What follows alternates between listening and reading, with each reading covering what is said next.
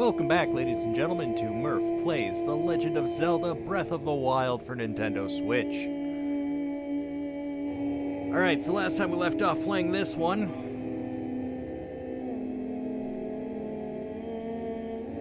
I had left you with the treasure chest game, showed you how to cheat at that so that you could rack up the rupees without having to worry about how much you were betting, without having to worry about being set back by losing.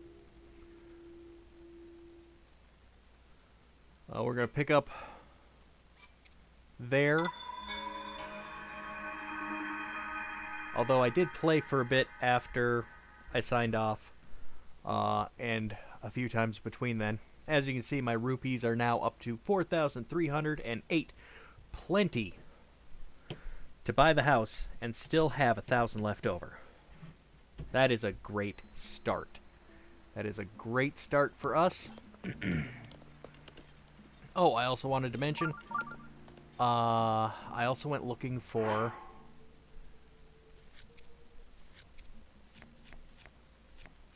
the bundles of wood. Because remember, the rupees are only part of the deal. The other part was we needed 30 bundles of wood. I destroyed every cutting instrument that I had in the process.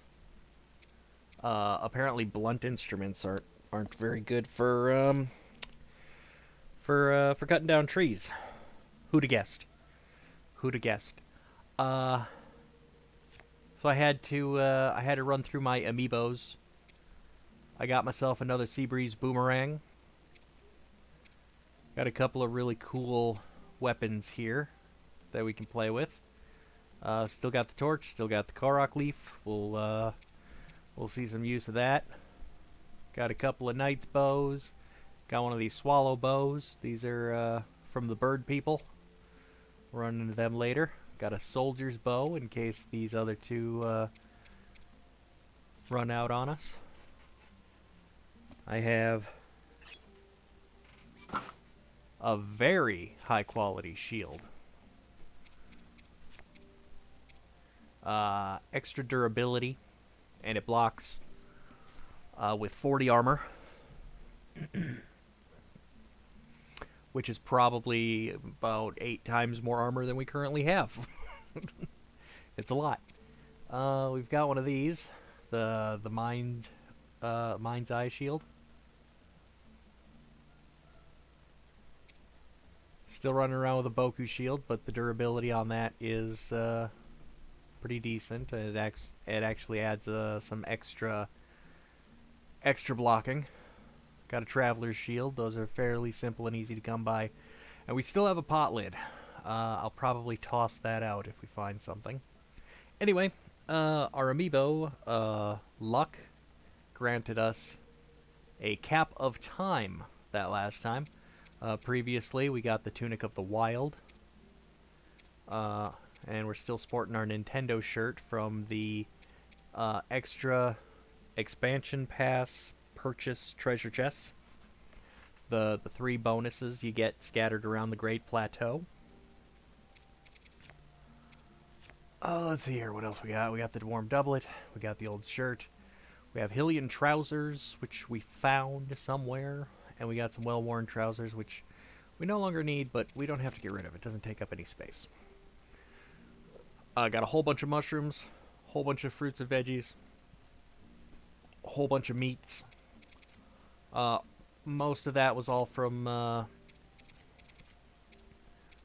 good fortune of the amiibos that we used. A lot of fish. A lot of fish. We got a lot of fish. I also got a diamond, which are very, very high value trade-in. We could sell that to a vendor, or it'll get us closer to having what we need to improve some of our gear, because diamonds are a little hard to find. Any one of those we pick up, we'll have a use for it. We're sitting at 10 Korok seeds. We did spend a few. I believe we have found 12 so far.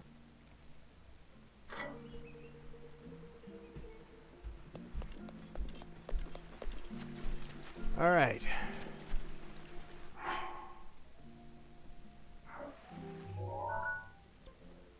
I also went ahead and I marked the treasure chest game on the map so we can find it again later, should we need to. When I get the travel medallion, that will be the set designation for that travel medallion. So anytime I'm low on rupees, I can just pop back over here, grab myself whatever I'm looking for, and away we go.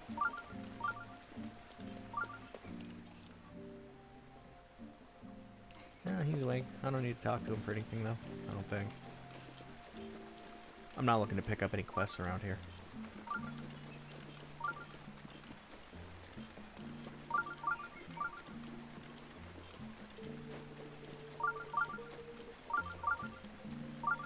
Okay, we got a treasure chest this way. Wonder if it's gonna be on top of the house.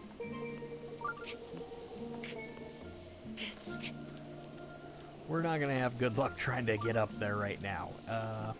Everything is sopping wet from the rain.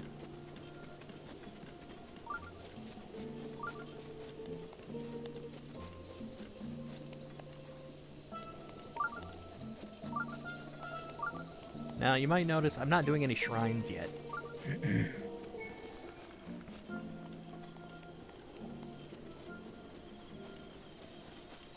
No particular reason, I'm just planning on doing them all by section in a group. Like, when I'm ready to, I'll do the entire territory that we're in currently, instead of just one or two, come back and do the rest later, and that kind of thing.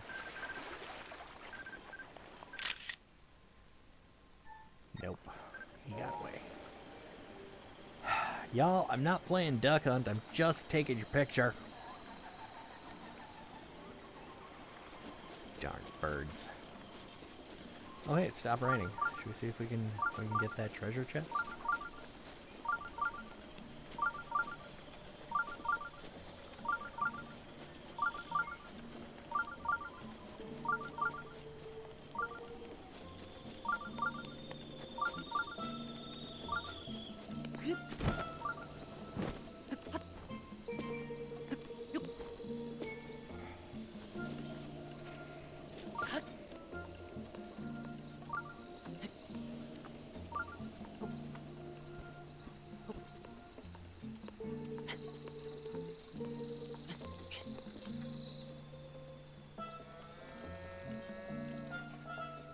Interesting.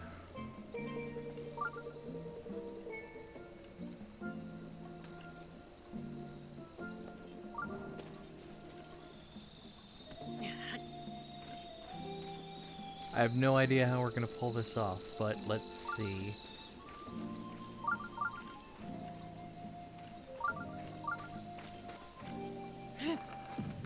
No, we can't throw that high.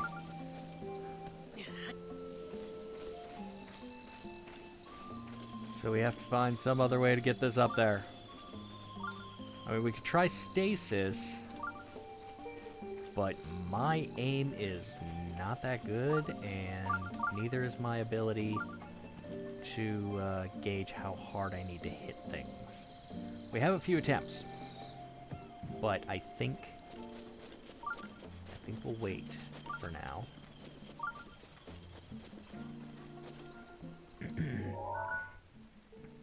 But I am going to mark...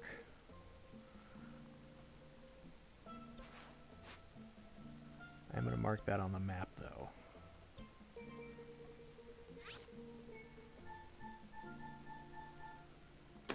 With a leaf. That way I remember there's something there. I will probably forget that it's on the roof. If you happen to be watching live when I come back to this, remind me that on the roof of the treasure chest game is where that leaf is pointing me to.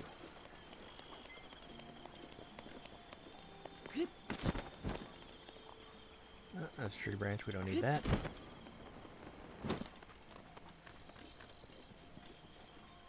Okay. I don't think there's anything else out here that we need immediately. I think we're safe to just scram on out of here.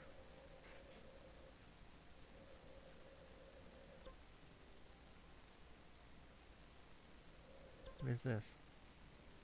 Oh, right. That's going to be where we turn in the quest to purchase the house.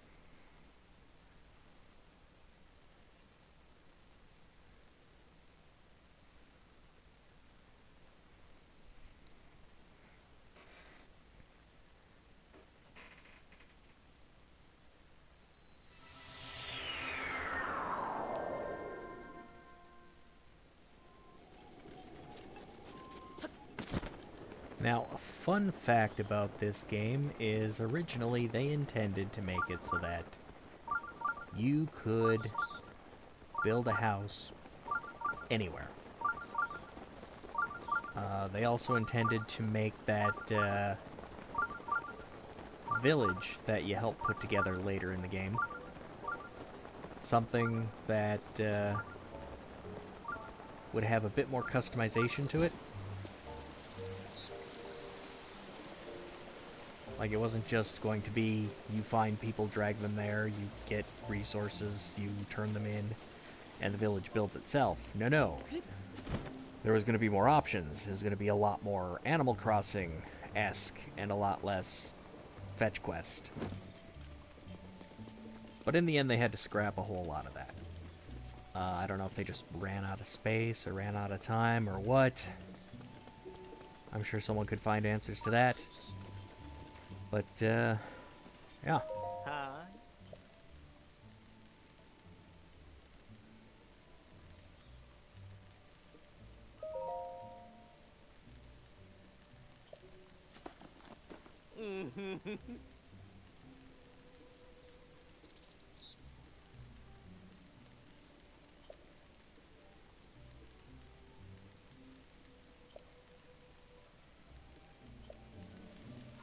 Ah. Oh. Why, yes. Yes, I will. Here's the money. Take my money. I want the house. Murph.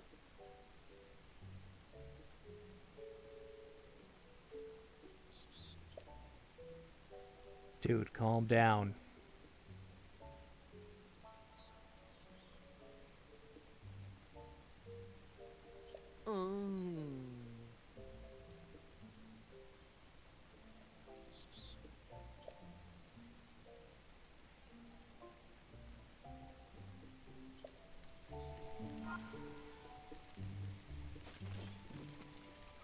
Oof. Ooh.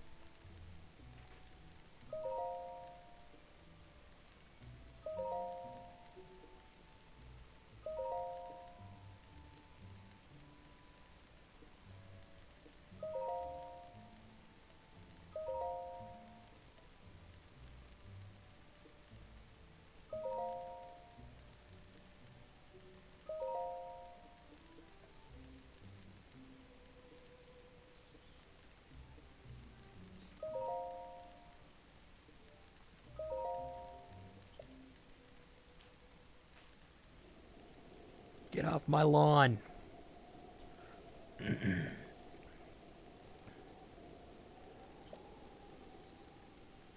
Yeah, I'll come find you when it's time to build the village. They'll have one. They'll have some need for a person specifically with the with a name ending in Sun for whatever reason. Mm.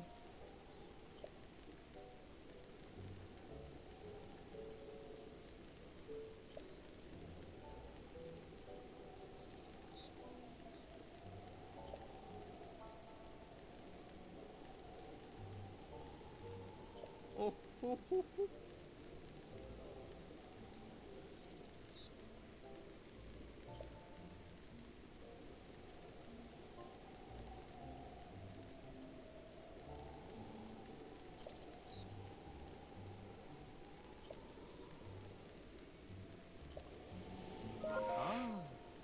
Yeah, we'll go ahead and do that.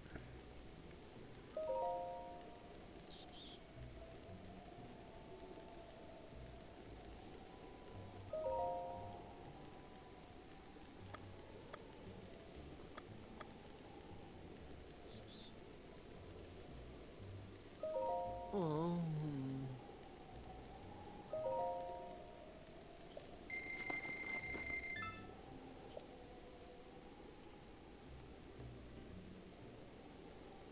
Get to work.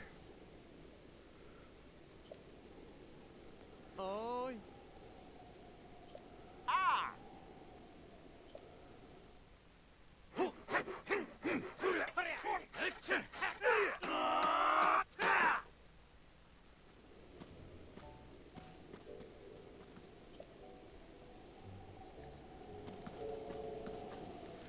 I think I will go take a look.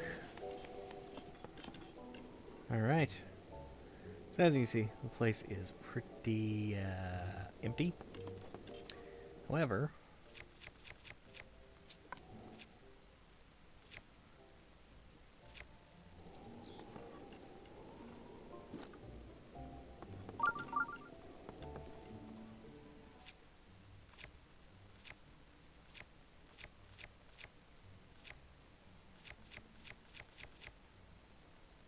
we can use this to hold various weapons that we pick up. Got 2 of those for free.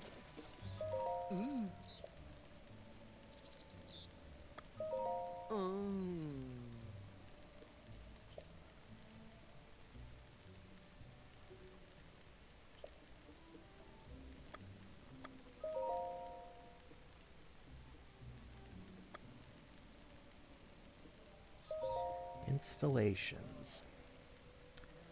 Bed, lighting, door. How much for a door? Sure, I'll take a door for 100 rupees. I mean, I paid 3,000 for a house. You'd think it would come with a door, but you know, if you're gonna nickel and dime me like this.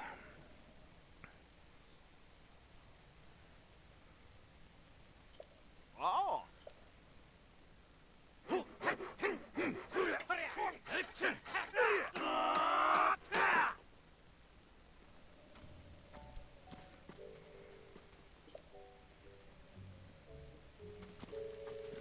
Alright, and as you can see, we now have a door on our house. Hooray. Alright, let's see how much lighting's gonna cost me.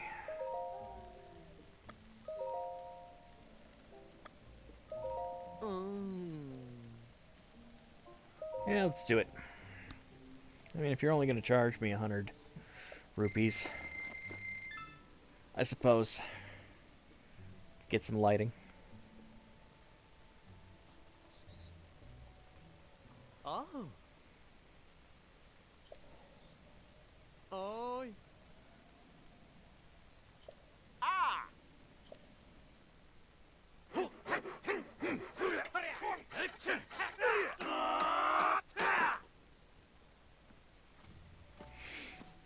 I've never met more charismatic carpenters in my entire life.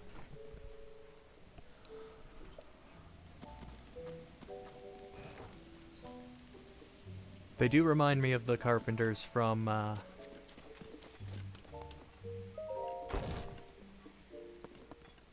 look at that. We've got lights. There's no way to turn them off or anything, but we have them. We have the lights.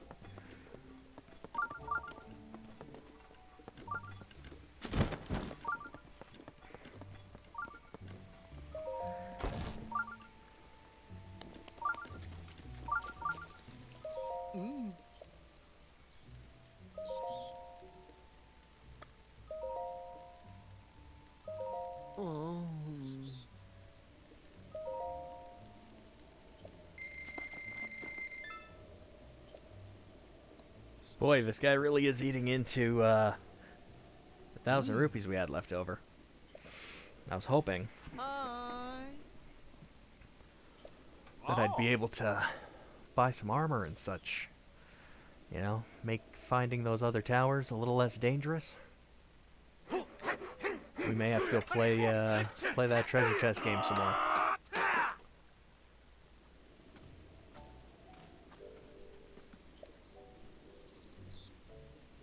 You're a little jealous, dude. You made it. Make yourself one. I mean, how hard can it be?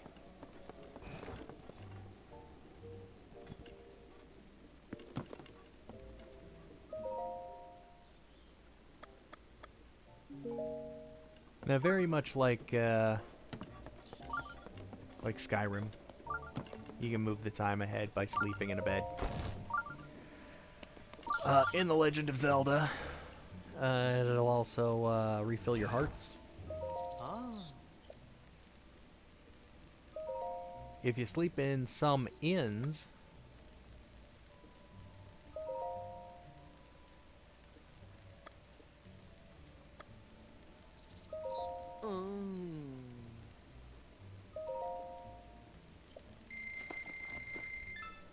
you can get a bonus, some additional hearts. Now, they only last until you take damage and use them up. You can't refill them again until you go sleep in an inn again.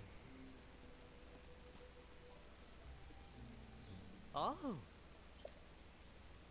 In fact, in the village in the desert, there's an inn that offers a spa treatment that I'm particularly fond of because it gives you as many extra, or it gives you, I think, the most extra hearts plus an extra wheel of stamina,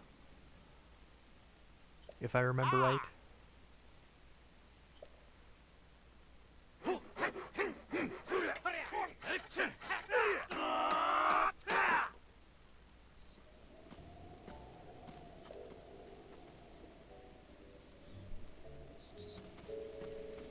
Alright, so you put a sign declaring this to be my house. Thank you, sir.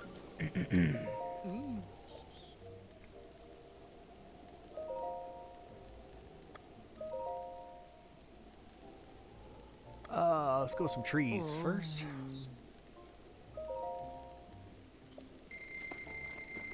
I mean, there aren't a whole heck of a lot of trees. We could always use some more trees.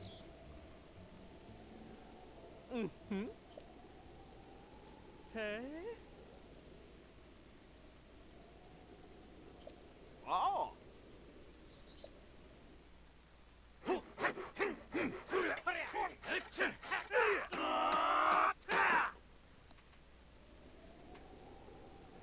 Yeah, we got some little trees.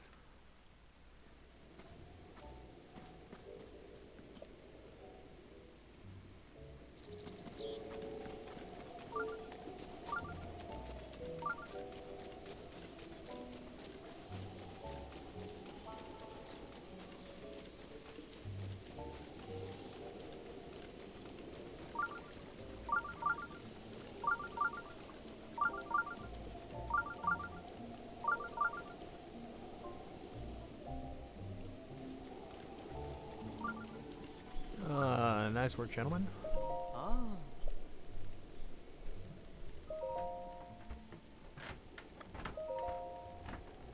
Plant some flowers.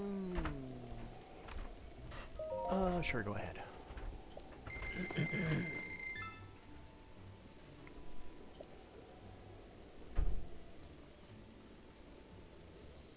Oh.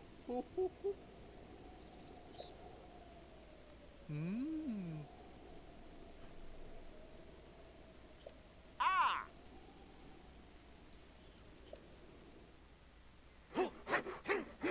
That didn't make a whole lot of sense.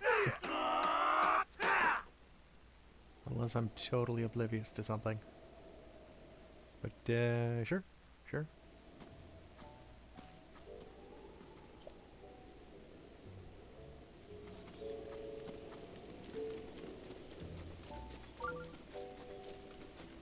Alright. Our lawn has some flowers in it now. Hooray! Oh, of course, Epona can't find me. Where is Epona, anyway?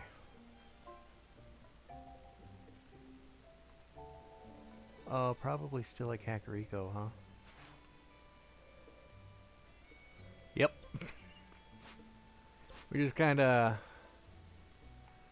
left her parked there.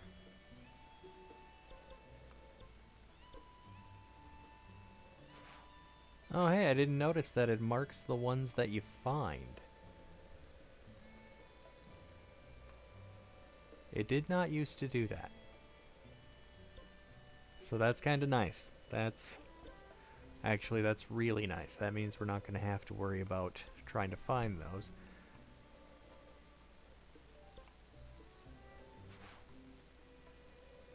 Because those are the ones we've got.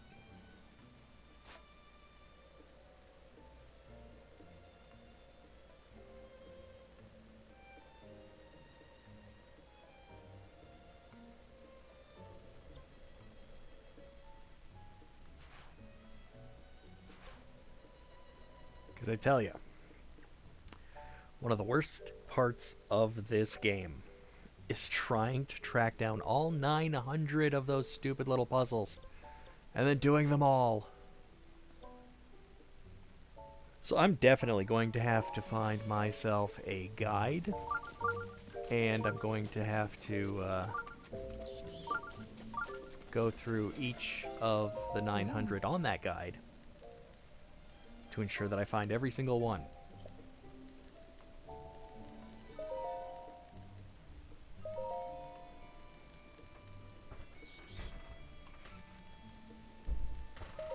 Oh.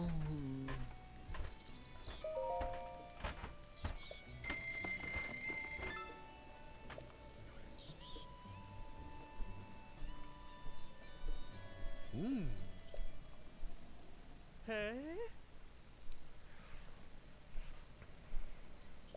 Oh.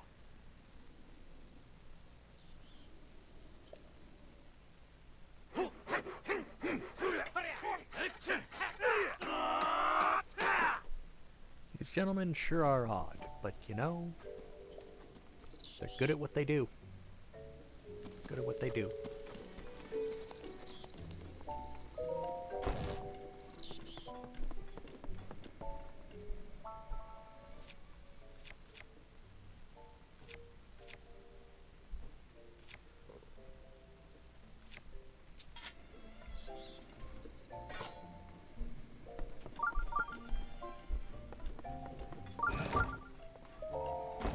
It's haunted! I want my money back. I'm just kidding. Ah.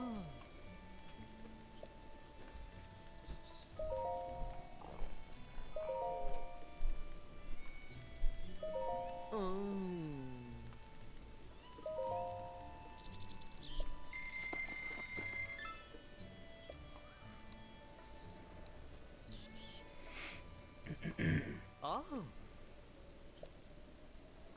Oh. Ah. It's funny, building a plaque on the wall to hold a sword or a bow costs exactly the same as it does to plant a bunch of trees in my yard. And flowers.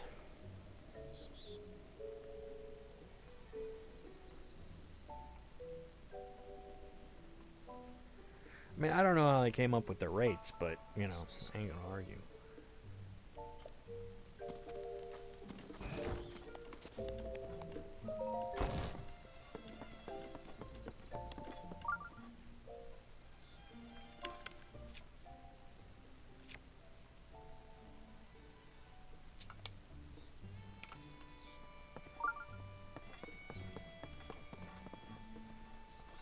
Now, let's change this up a little bit.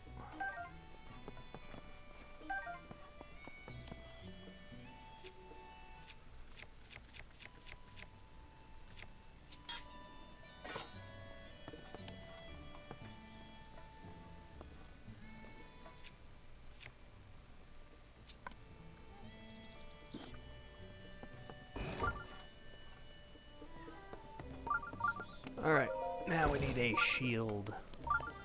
display. Mm.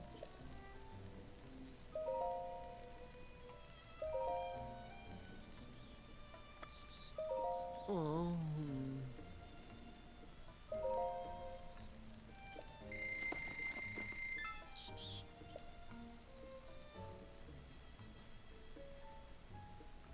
Mm. Hi. Oh.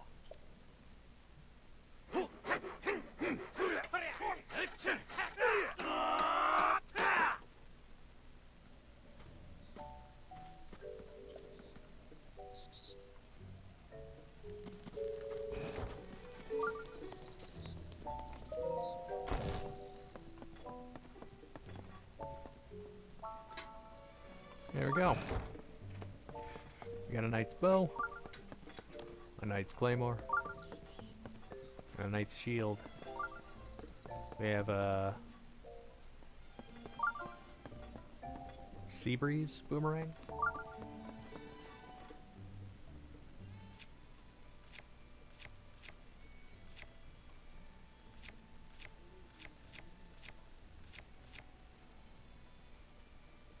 Good, I think I'm going to take that. Display that. Take that. Display that. There we go.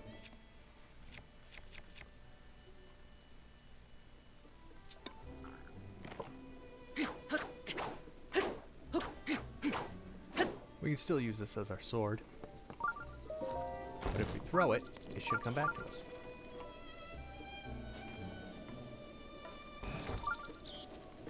Alright, sir. Let's do one more shield mount.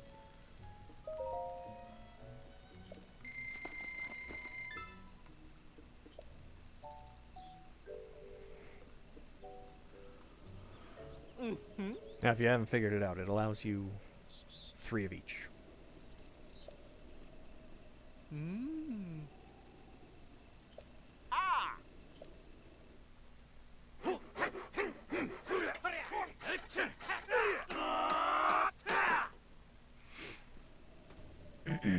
And we certainly want to maximize the amount of space we have for storing things as soon as we can.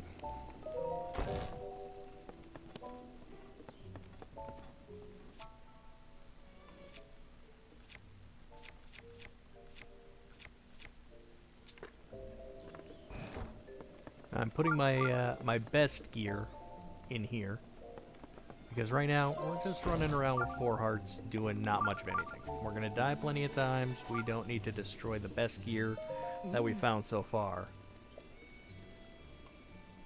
We'll save that for a fight.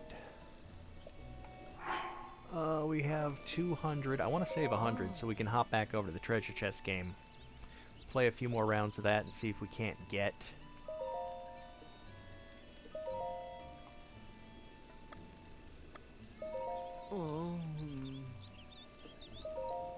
get the last 200 rupees we need, because we have one more display for each.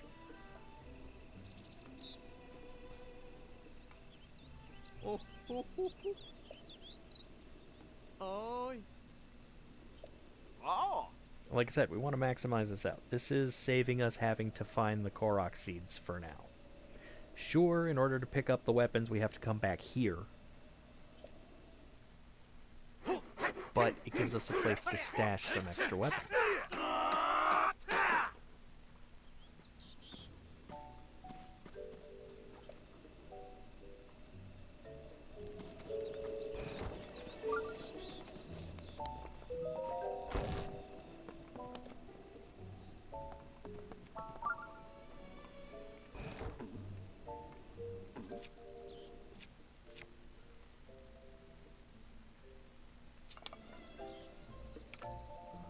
There we go. So we have 2 bows, 2 shields, 3 pretty decent swords, all just hanging out, waiting for us to decide we want to use them.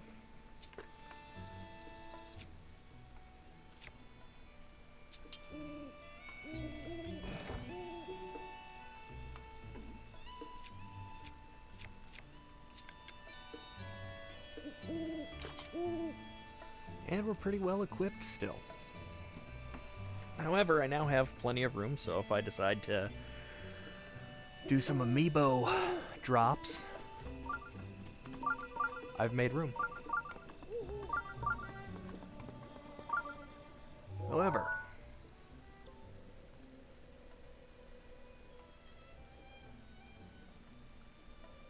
let's see here. This is the closest point to our treasure chest game. We're gonna hop back over there, try to get the last 200 rupees we need to finish getting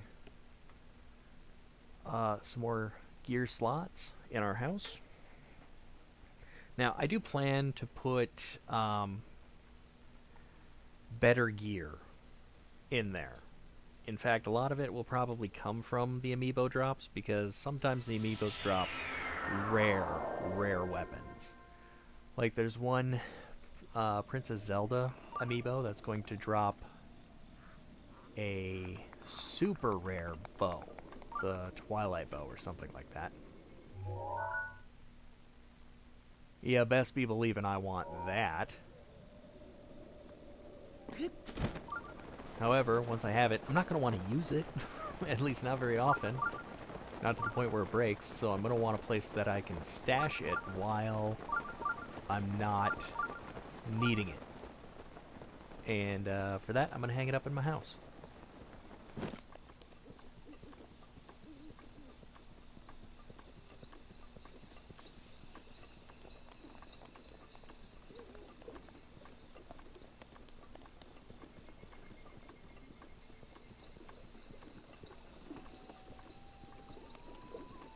I'm hoping I'll be able to grab an extra Hylian shield.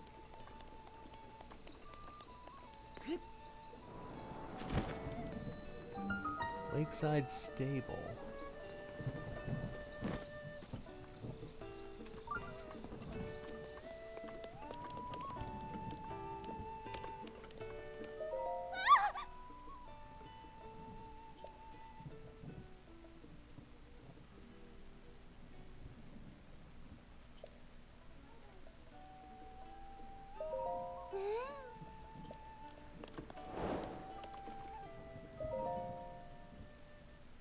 The Rumor Mill, Volume 6.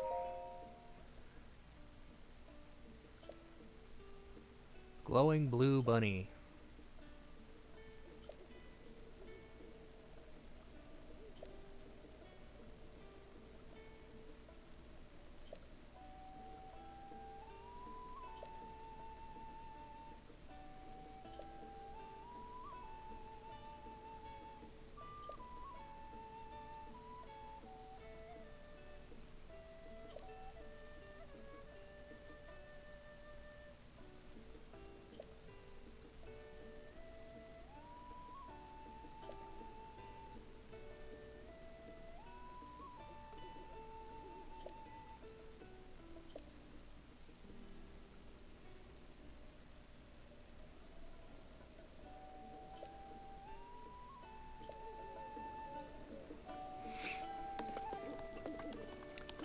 There's also a recipe on the wall here. Now, I like to add these to my Compendium, because I can hold up to 36 pictures. Or, no, 48 pictures.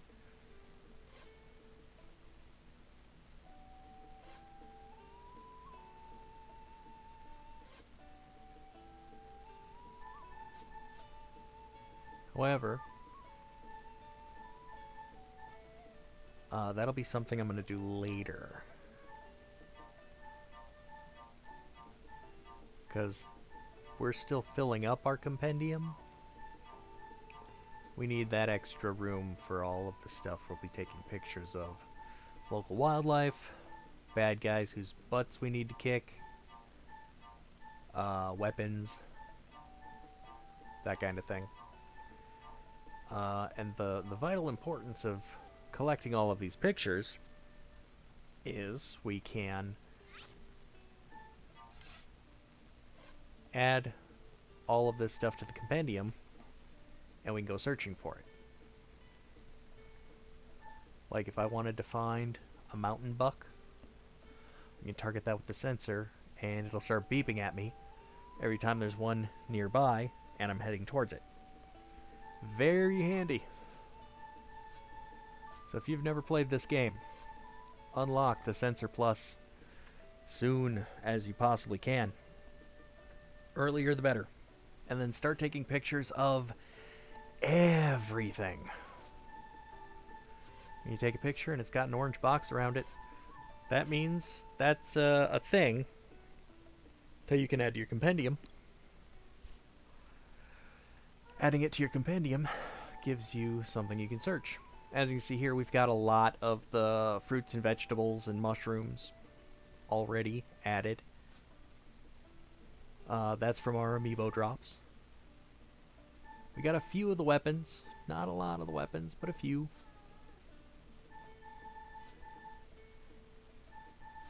And don't forget to take yourself a picture of the treasure chest.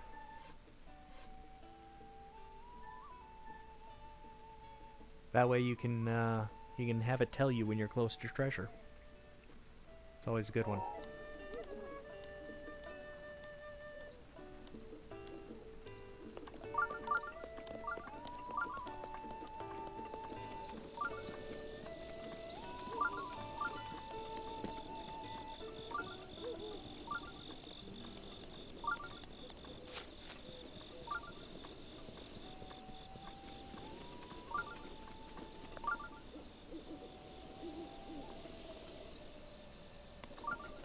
I bet that dragon's about to show up.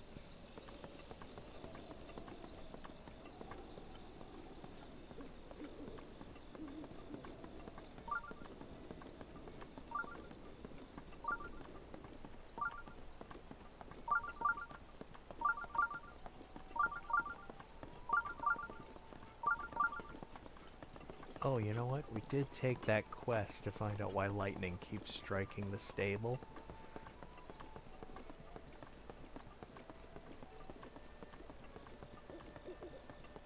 Let me show you how we can take care of that real quick. So what we're going to want to do is we're going to want to get up on the stable and climb up to the weird horse's head. Uh-oh. Blood moon. Yeah, goofing around here is probably our safest bet for the night.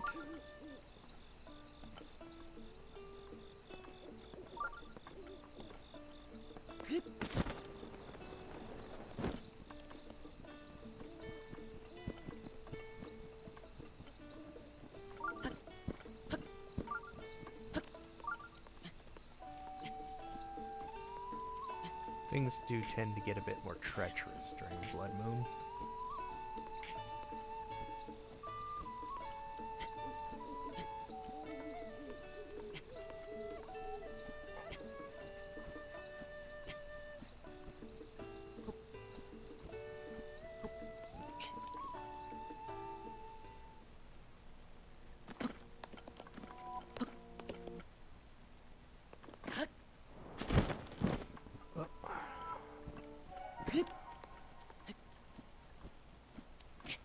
That didn't do us any favors, did it? Alright.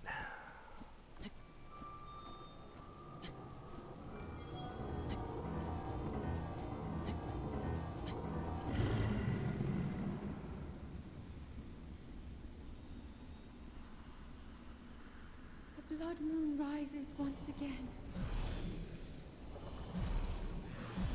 Please be careful.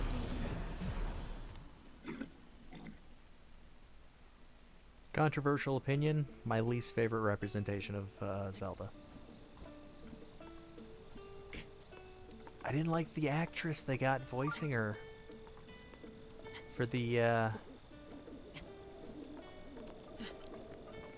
least for the American version. The English version. She always sounds like she's on the verge of crying. Hey, our dragon is flying through there.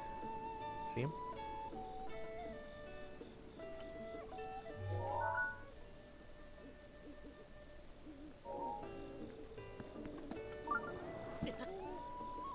Now, I would say let's go get a scale or something, but we don't have a need for that just yet. We will. We will so much later. Was it you that was a scaredy cat? It was. We gotta wait for you to wake up. Yeah. You know what?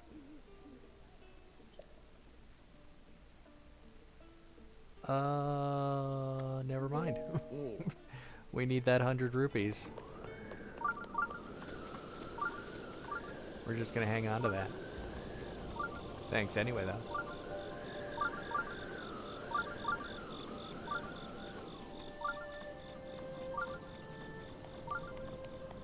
Now, off of the dragon, you can usually get a scale, a claw, or, what was the other one? A fang? No, not a fang. Maybe a fang? I don't know. But there's 3 bits of,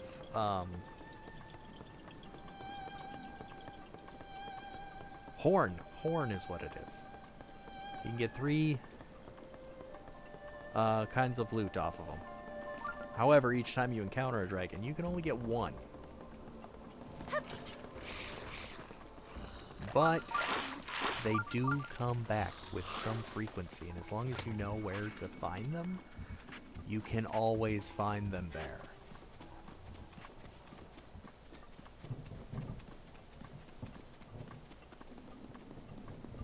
And each one of them appears in a couple different places.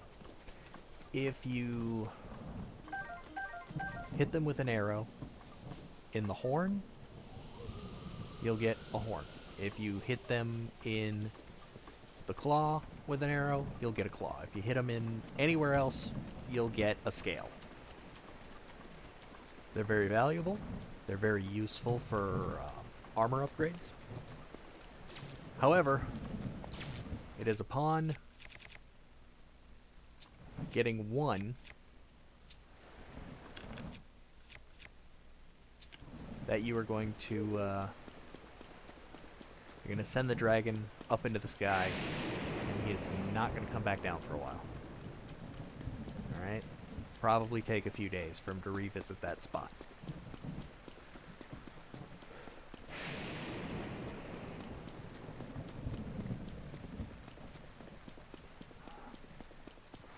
But they usually have a pretty long flight path. It's usually quite an opportunity for you to get the shot you're aiming for, so be patient. Take your time with it.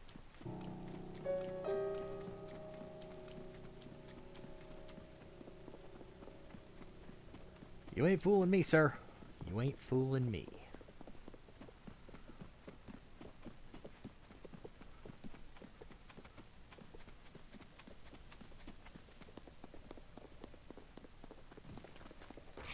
A lot of the time when you talk to those travelers on the side of the road, they turn out to be part of the Yiga tribe. I think it's Yiga. Whole tribe of ninjas trained to hunt down and kill the legendary hero, which you happen to be, so encountering them usually triggers a fight. You can bypass that fight by just not talking to anyone. I don't recommend it forever. But, you know, when you have low hearts and not a lot of weapons like we currently do, it is a fair strategy to employ to just pass everybody you meet. You're not going to pass anything important that you can't encounter again later. Alright, all the quest givers are stationary. They're usually in one spot, and they stay there until you get the quest from them and turn it in. The game is not trying to trick you by changing the location. Most of the time, anyway. There is the monster shop, which does change location each night. But there it just goes to a different village. And if you unlock the shrine next to each of the villages, you basically set yourself some travel points so you can quickly get from one village to the next, so finding it usually isn't that hard.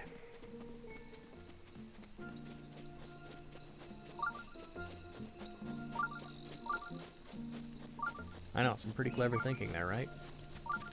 And that's absolutely going to be one of the things we're going to do early in our playthrough. I'd start doing that now. But I don't want I don't want to do shrines. Because the way you unlock them is you complete them.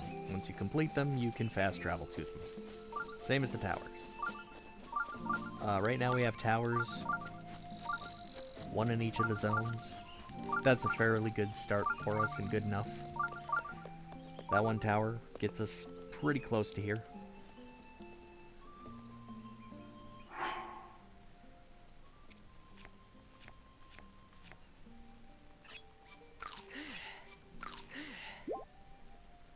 Alright, so we want to save our game because we're here in the village. We're right next to the treasure chest guy. And we have 100 rupees. I'm broke, sir. I am absolutely broke. I am here to change that.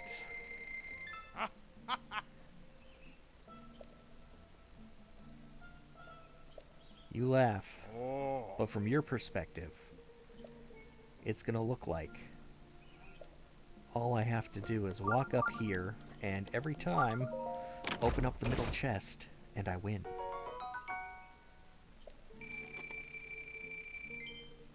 And that's literally what it looks like from his perspective, because I'm only choosing the middle chest ever. I don't choose the left one, I don't choose the right one. And I save every time it's a winner. And I reload my last save every time it's not. So, to this NPC, it's gonna look like every time I play this game, I'm just walking up, picking the middle chest, and winning. Whoop. I don't want to bet 10 rupees. I want to bet 100 rupees.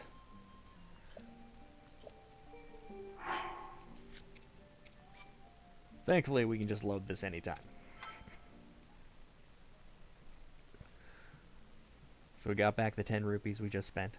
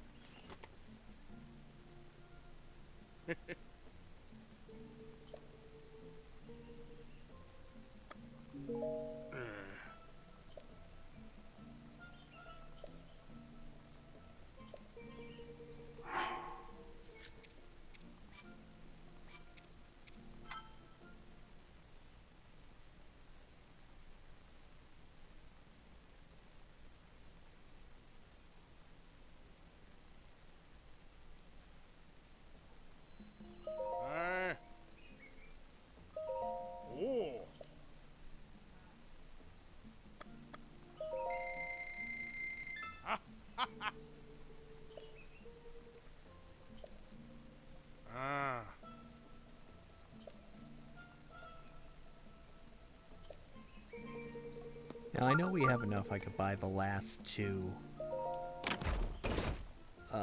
gear displays. But then we would be broke. We would have hardly anything. And like I said, there's a couple of sets of armor out there that I'm just going to want to be able to pick up. So, we're going to play this for a little while. Try to build ourselves back up a tiny fortune. Not a huge one. I mean, we're certainly not going for enough to be able to purchase a second house. You can't purchase a second house, by the way. At least not that I know of. But we're going to try to get ourselves enough that we can at least pick up a few pieces of armor. So maybe we're not so fragile. Because we are super squishy right now. Super squishy. I mean, we're running around in a Nintendo shirt and some Hylian trousers. That's it. I mean, I got this cool cap of time, but like in a battle, it's gonna take more than that to save my butt.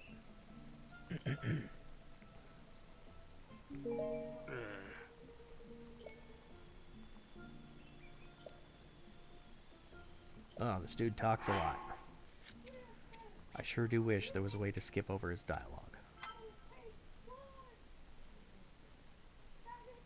There probably is. I'm just not remembering it off the top of my head.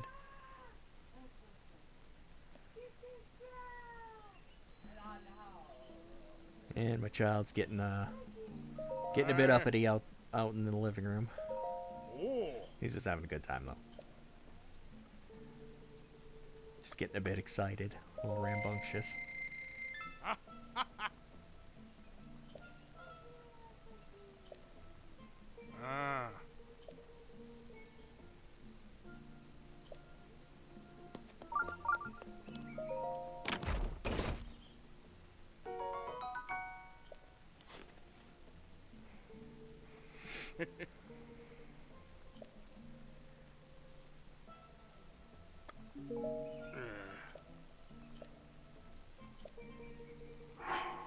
Alright, so that was a loss. Let's reload.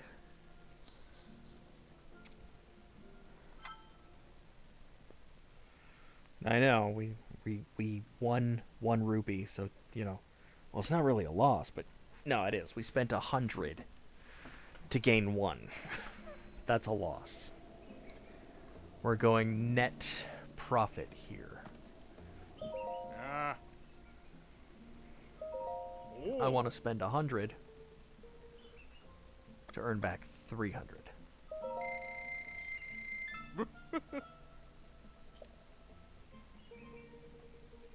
And every time we manage to do that, we'll save.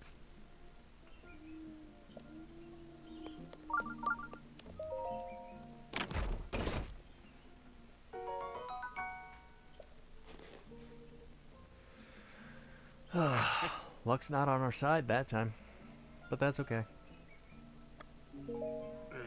We have as many tries as it takes. And sometimes it takes a lot of tries.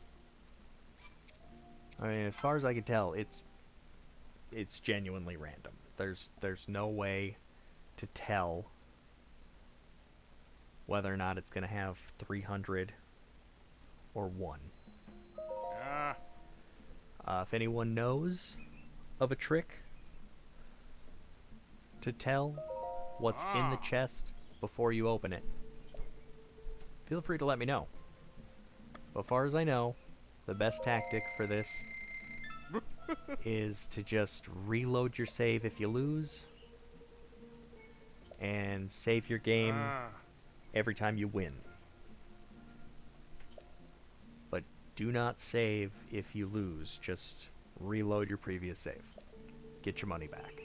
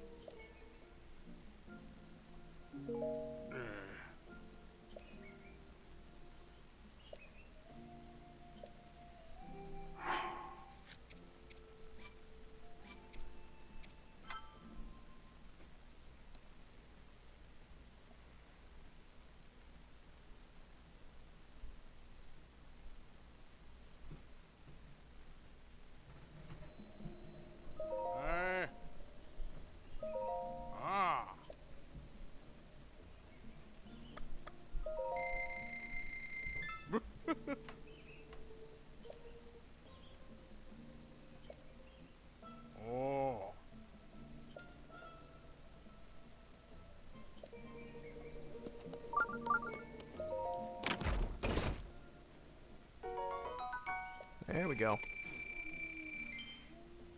Oh.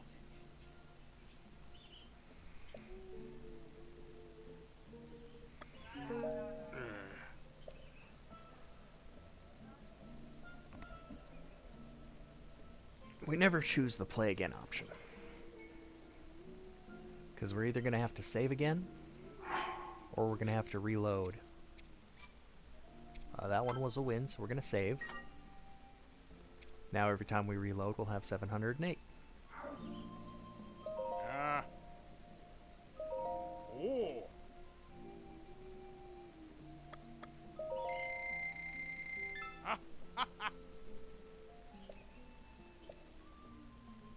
Ah.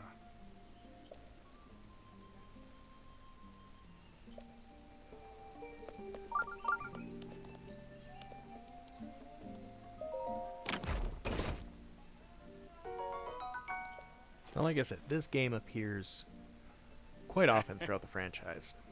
It appeared in the first one. I want to say something similar to it appears in A Link to the Past, but I could be wrong. I don't think I am, though. Ah. There might be some minor changes to it, but the way it usually works is you spend a few rupees to see if you can earn a few rupees. Whenever you don't earn as many as you'd like, reload your previous save. Every time you hit the jackpot, save your game. That way the next time you have to reload your save, you're starting with a new higher total rupees. You're starting with the highest rupees you had when you started playing. And in that way, you're only ever growing the amount of rupees you have. Ah. Because you're technically erasing your losses. Oh. Like they never happened. And like I said, from that NPC's perspective, it's going to look like Oh. I'm only ever playing a single round at a time.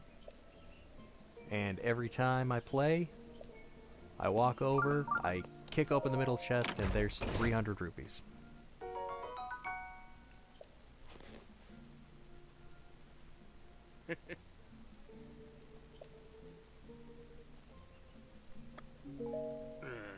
Because what happens when it doesn't work out that way? Well, we simply reload the save from the last time it did.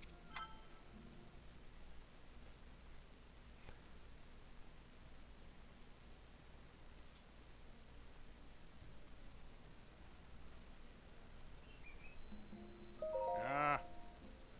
Oh.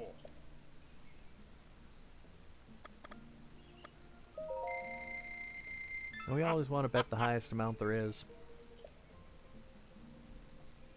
Because I'm pretty sure that's the amount that gives you the biggest return.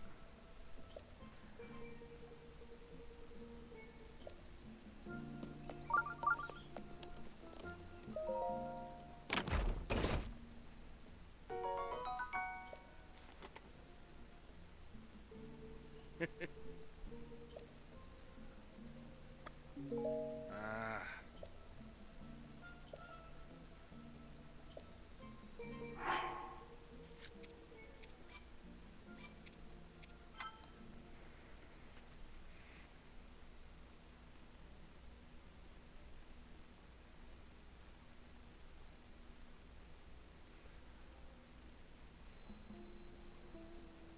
Ah. Oh.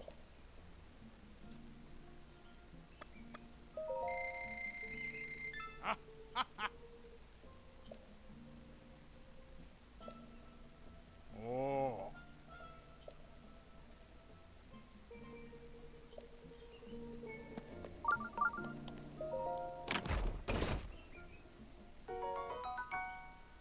Boy, they're not they're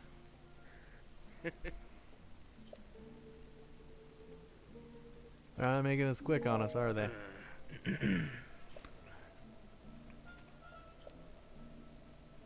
And this will happen. There will be long streaks where you won't win a darn thing. It will feel like the game is broken. Just keep going. It truly is random. The game has no memory as to whether or not you picked the middle one, the left one, or the right one last time. The only memory as to whether or not you won or lost last time is how many rupees you currently have in your possession. But it's not like the game knows that the 700 rupees I have were all earned cheating this. There's no check for that. Oh. They've never implemented such a thing. I'm not really sure how they would. I mean, I've given it some thought, and there's a few ways they could, but what would be the point? Oh.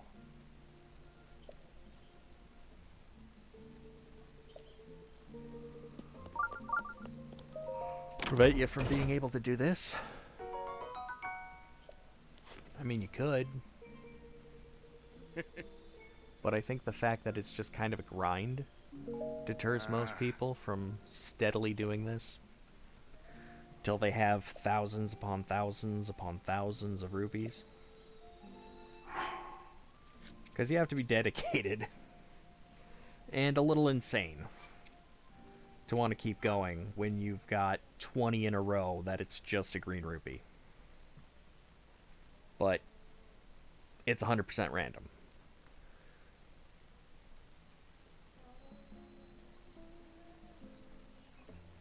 Ah. I take some of the randomness out of it by picking the same chest. And it's basically just random happenstance whether or not the random number generator lands on putting 300 in that middle chest or not. That's it. There isn't the added randomness of whether or not I'm picking left, right, or middle. Because I'm always picking middle. I don't know if that improves my odds or not. But I feel like removing an extra variable simplifies it. You know, just simplifies the process. Ah.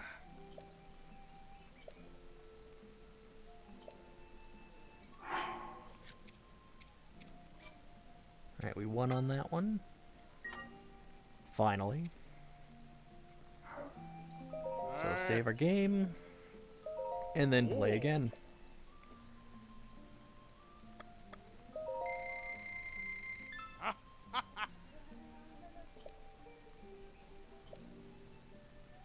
Oh. I think I just want to try to get another couple of wins.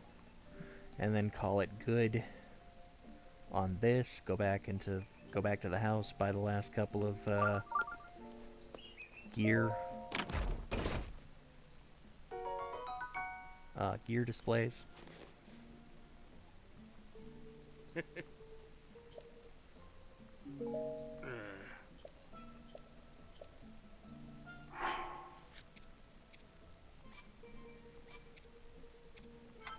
I'm not sure if there's anything after you've paid for all the gear displays, but I think they furnish your house. I just can't, like, with, like, you know, more than just a bed and lights. I just can't remember if that costs anything. If it does, I'm not going to worry about it until later because it's just aesthetic. Oh.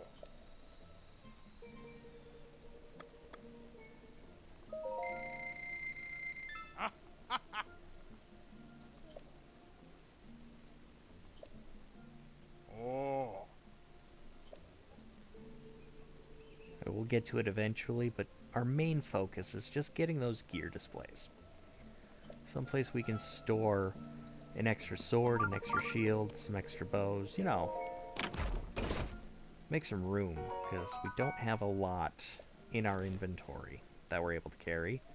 Not until we expand those inventories by collecting Korok seeds.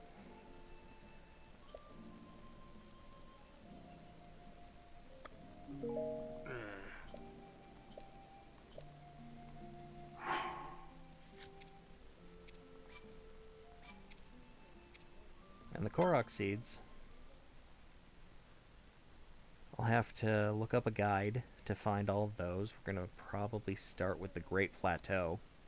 See how many we can find out there. Yeah.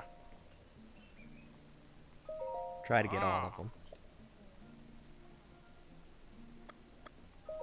before moving on to the next area.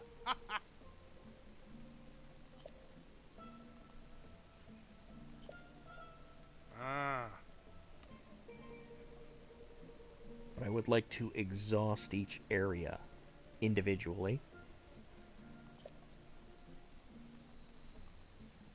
Makes it just so much easier. But before we do that, before we find a guide that tells us where all the seeds are, I want to make sure we have all the help we could possibly need in locating those things, because a guide, yeah, it'll put a little icon on a map for us, maybe, if I find a good one. If I can't find a good one, it's going to probably give us a vague description. Either way, having the mask that detects the Korok seeds can only help us.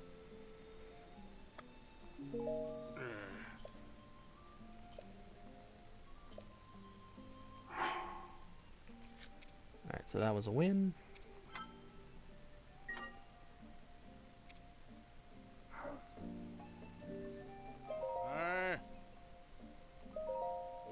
We'll go for one more, I think. Maybe two more.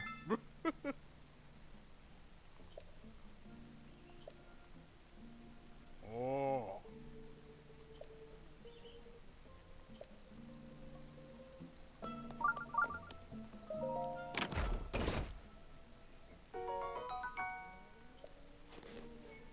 And I do mean like two more wins, not, you know, we're going to play two more rounds. I know this can be a bit tedious, but you should have seen how much I did off screen to get 3,000. Well, 4,000. Hoo boy.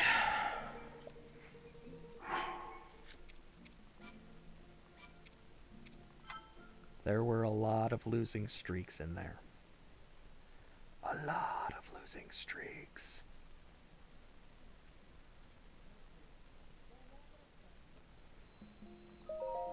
Yeah. Ah.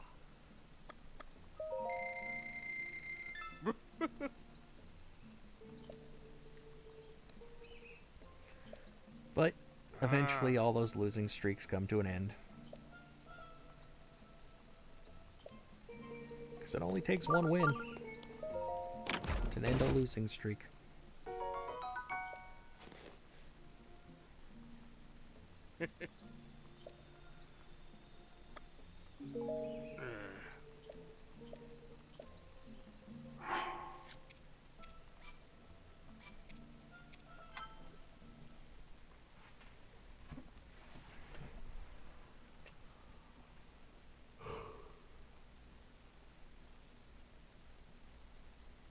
Ugh. Sir, your game is kind of tedious. Oh.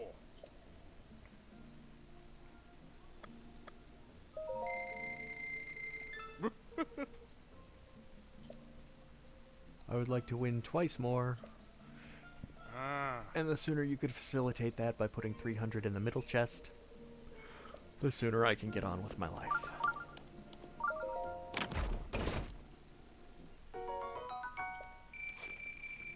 Huh. It's almost like he understood me.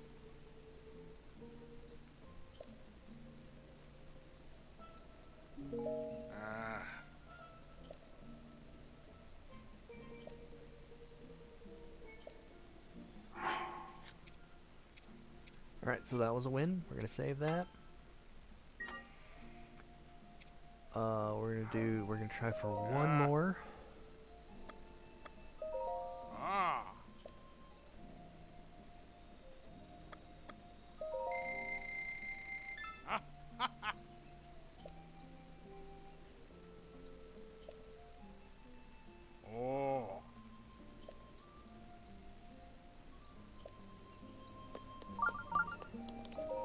But yeah, this is the tedious task you got to miss when I was farming up the rupees to buy the house.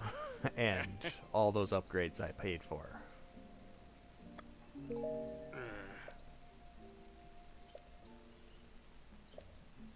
It is a process. It is a process. But in the end, we'll have a house. We can store some stuff there. So it will be worth it. It is worth it to have that this early in the game, have it completely covered and paid for. We don't have to worry about saving our rupees for the rest of the game.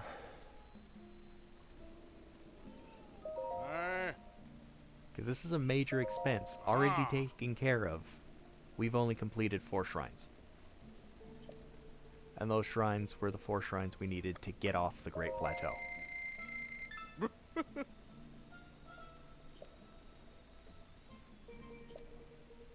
Oh.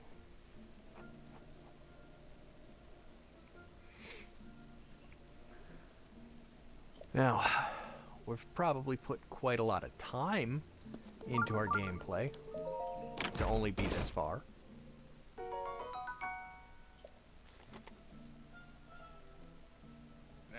But the rest of the game should go much quicker. Much, much quicker.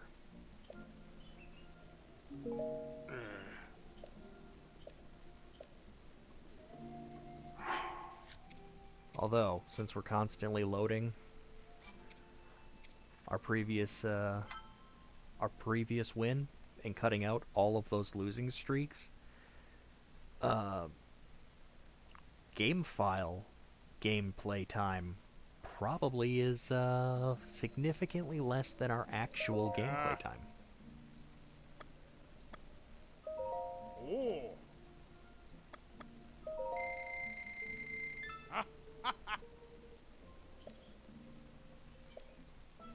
Oh.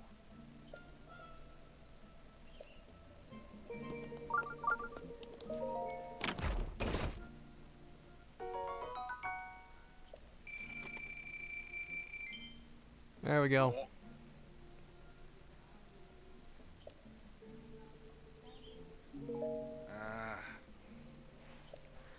That's the second win that we wanted.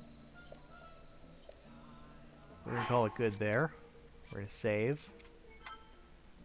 And by calling it good, I mean call it good as in the treasure chest game.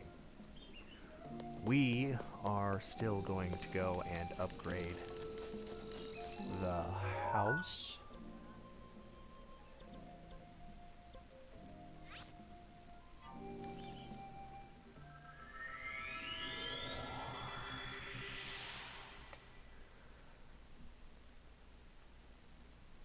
And while we're out and about, I'm going to see how close we are to affording a couple of armor sets. There's one in particular I want to pick up.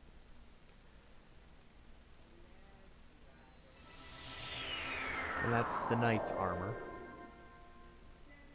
Because that will protect us quite well from a lot of damage. It'll also, however, get us electrocuted anytime there's a lightning storm, so I'm not going to be able to wear it all the time, but it will be a good start.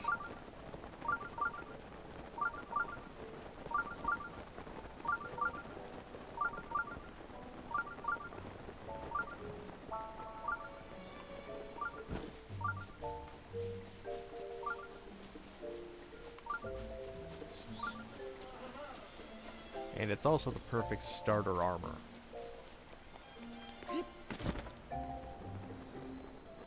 Because I believe it has the highest armor rating of any of the armor sets that aren't DLC.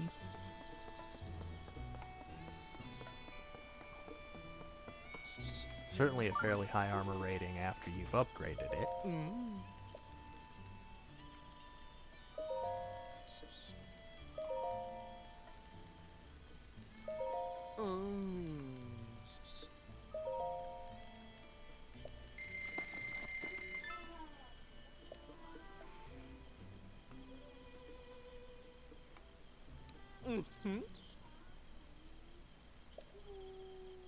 Oh.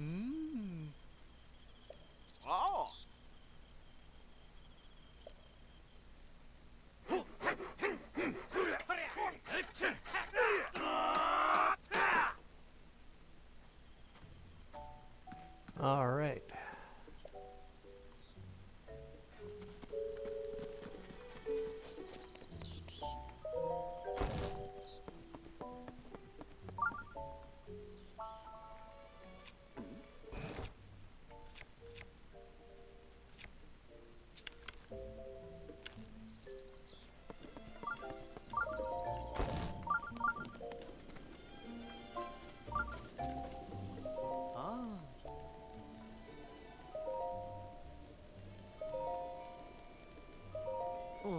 This will be the last one we can purchase, I believe.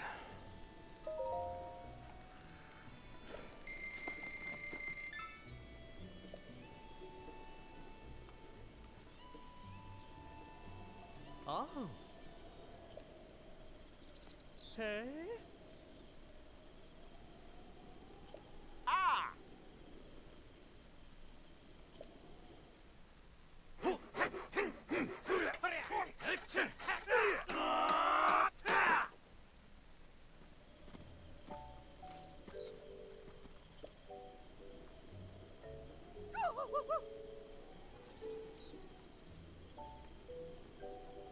Apparently we've offended him.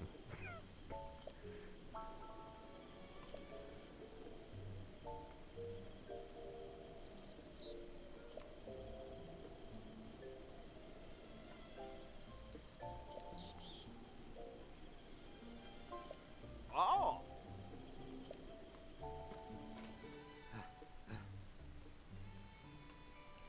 Oh hey, the furniture is free. Because we bought everything. How awesome.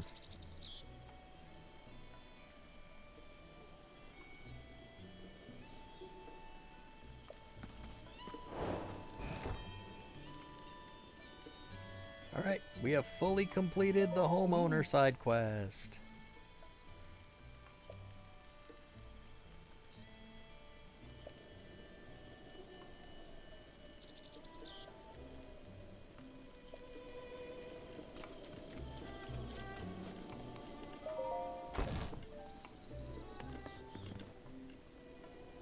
Look at this, we have furniture in the house now.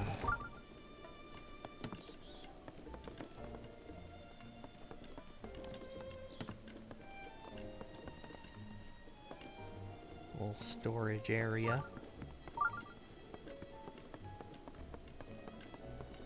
Full displays. Well, almost full displays.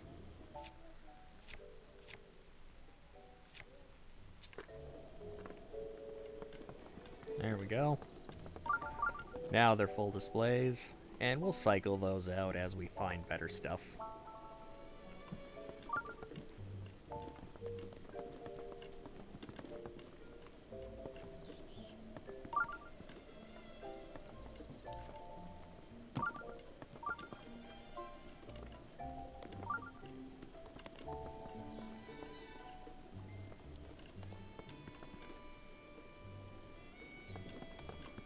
But that's the house complete.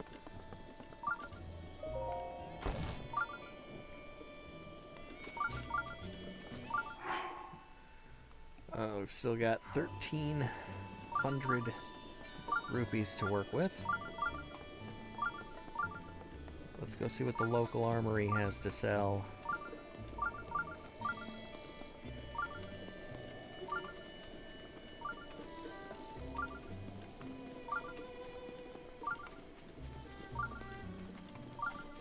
This right here would be the general store. That sells things like cooking ingredients, etc. Arrows, stuff like that. This is Clothing Boutique, also known as an armory. Alright. We already have these trousers. It doesn't do us any good to buy a second pair. We do not have this tunic, though. And it is more armor than our current one.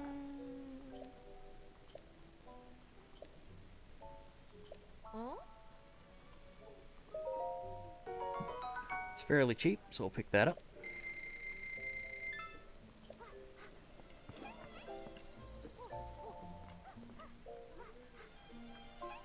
This hood is also fairly cheap, and it completes the set. I don't think there's a bonus for this set though, but it's a nice looking hood, and it's only 60. So we'll pick that up. Now we already have this one. This is the warm doublet.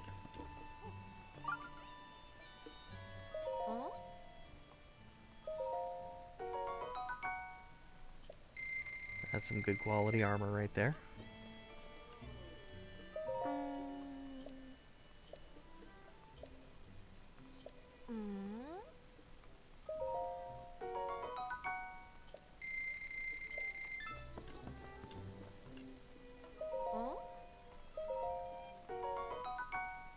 Alright, now we have the full soldier's set. I don't think there's a bonus for that one either, but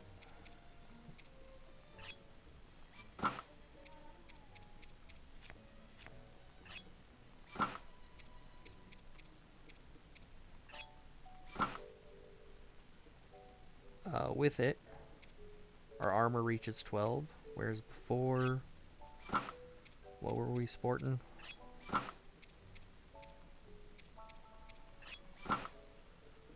Seven. Highest we could achieve without it, 9.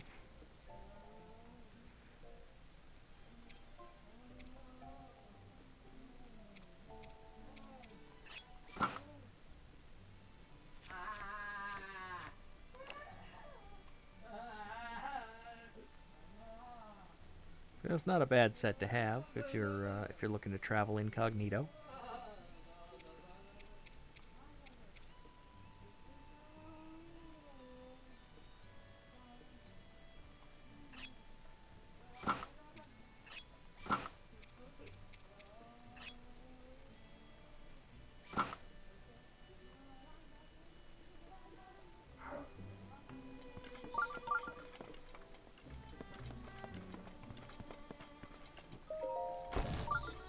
Alright. We are now well protected. We are not very well armed, though, because we hung up all of our best gear.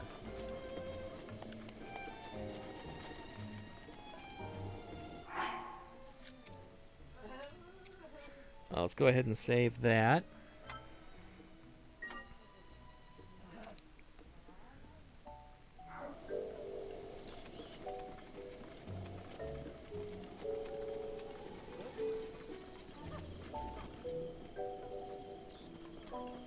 What are you freaking out about? I own a house here in town.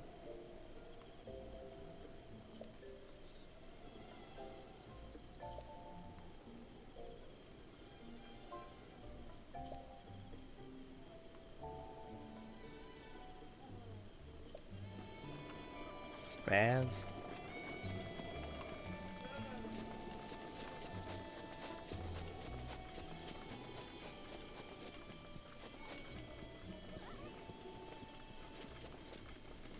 Now, what kind of weapon have we got to work with here? There we go.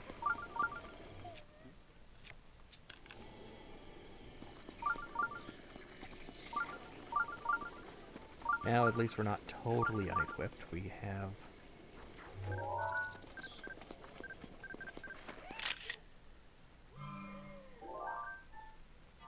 we could have got a better picture, I suppose, but birds are hard to catch in this game as far as the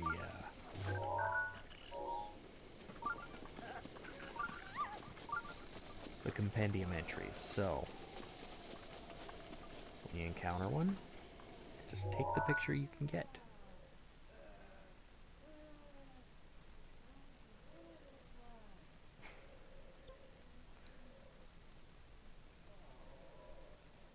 Can hear my child having himself a good old time.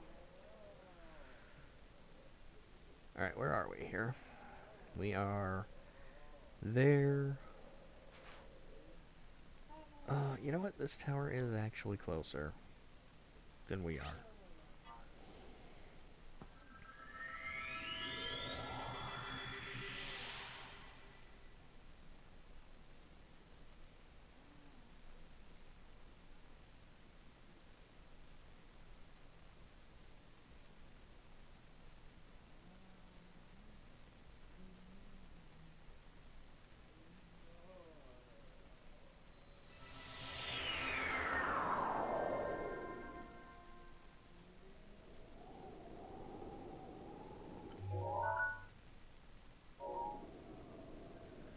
Okay, we don't want to go exactly north.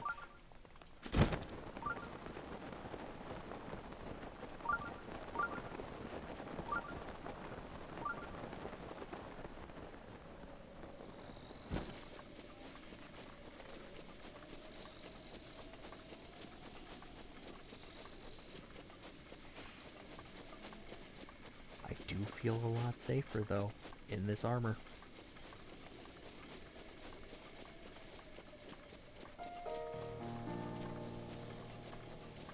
And it'll only get better as we upgrade it. How do we upgrade it? Well, we take it to a great ferry. And after we perform a minor task for the fairy, to show her gratitude, she will improve our gear for us. As long as we have the mats to do so, because, you know, it's going to cost some stuff.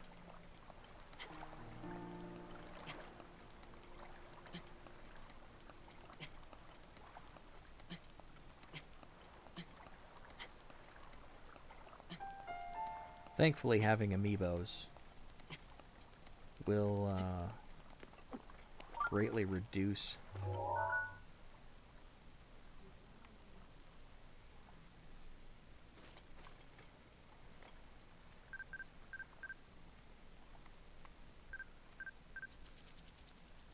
oh, you dirty cheater game.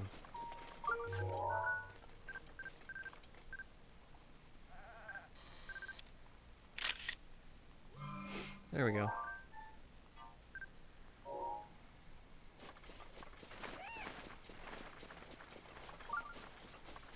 I believe we already have the goat.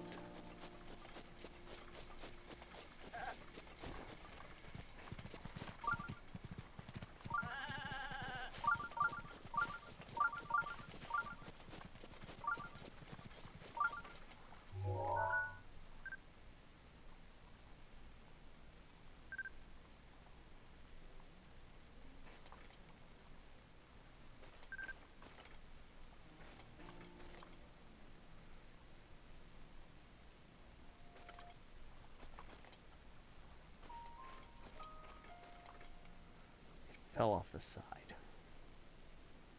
Oh, there's another try.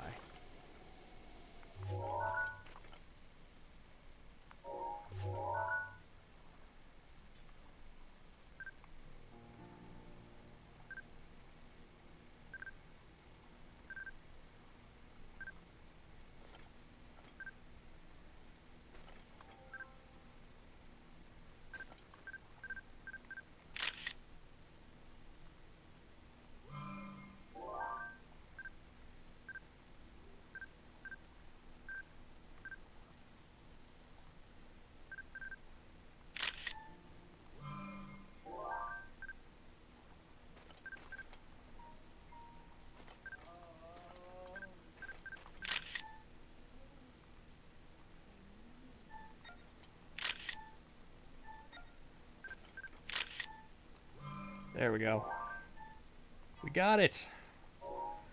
We got the stupid restless cricket.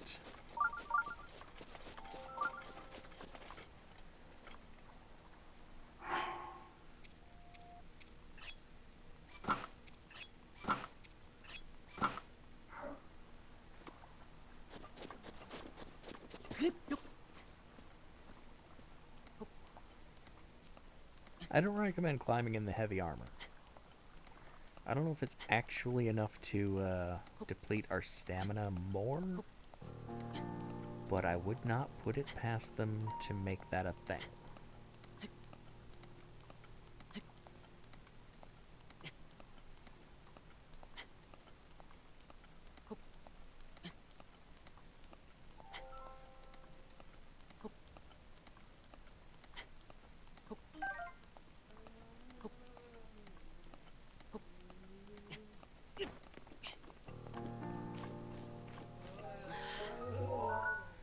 Alright, we need to go this way.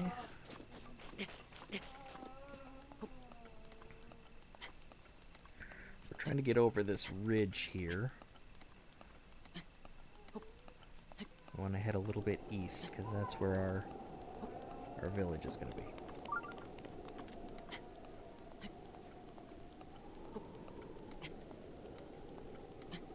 Is there a dragon around here?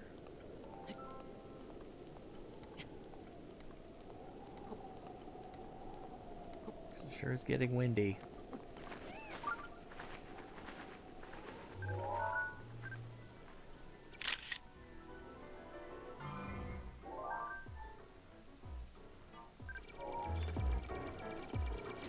Run!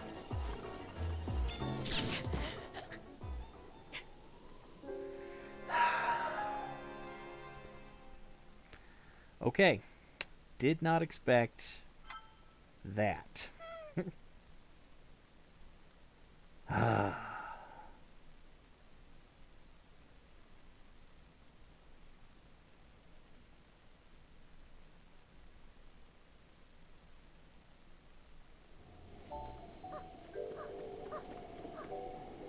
You put us way the heck back here. Nope. Nope. Mm-mm. Unacceptable.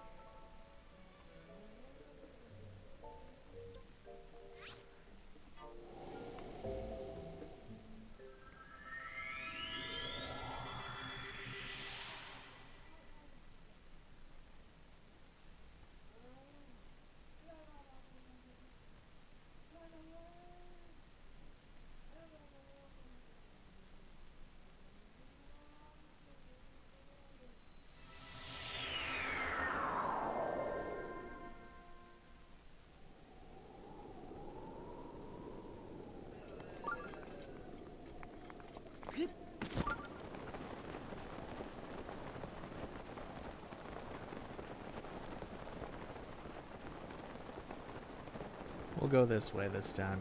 It's safer.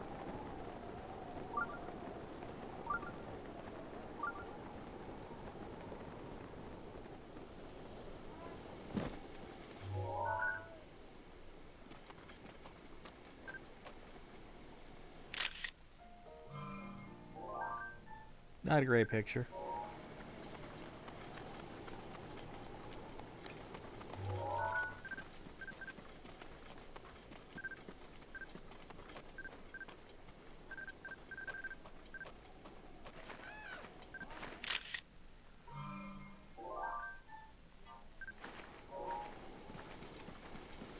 Oh, I thought we got the blue-winged heron. Oh, that's right, we died. So it wiped out all of the stuff we got, even the restless cricket. We already have a Lizalfos. Oh, he thinks he's after us. We're not armed.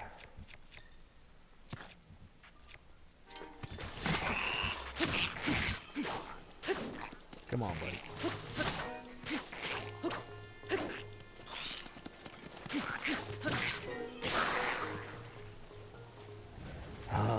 We're already gonna lose this sword too.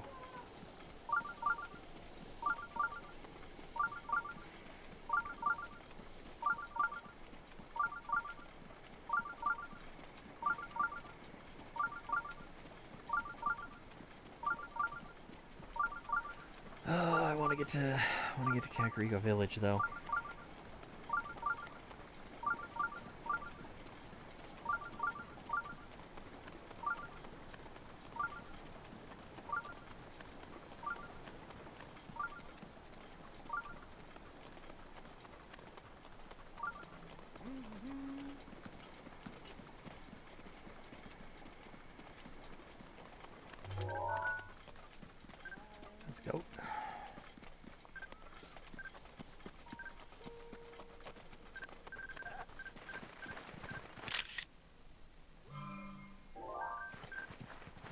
Oh, we didn't get the pink heron.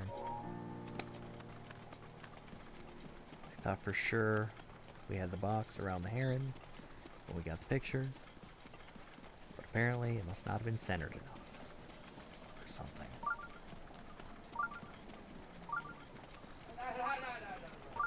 I can only fathom a guess.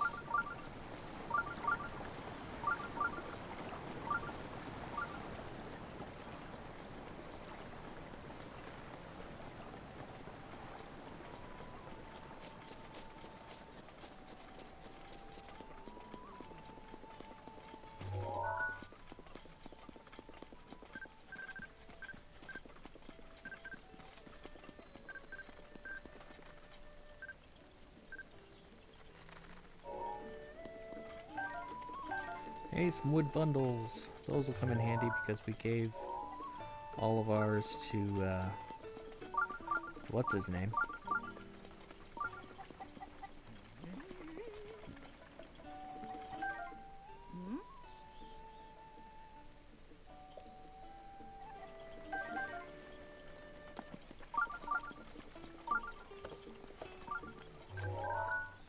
Already got the birds. Hoy!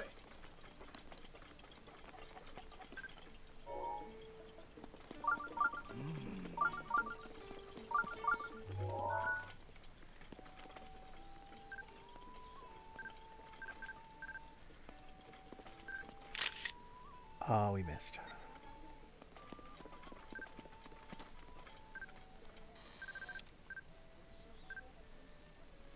The majestic pink heron.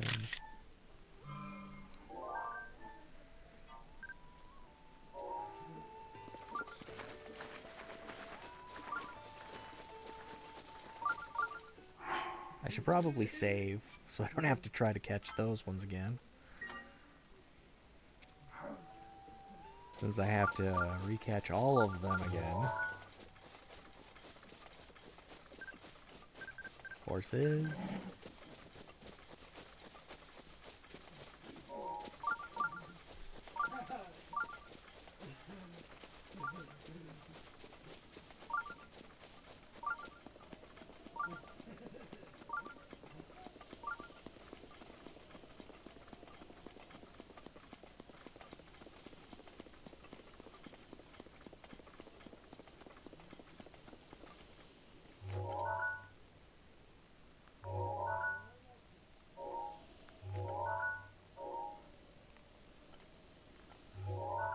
There we go.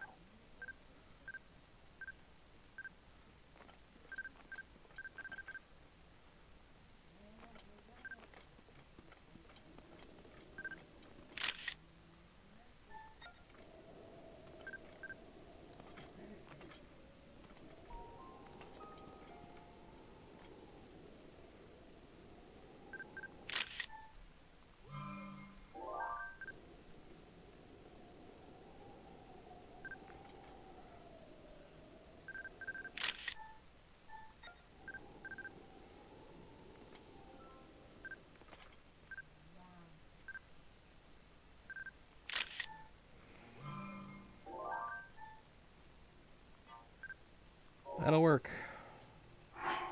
It's not as good as the last one we got, but that'll work.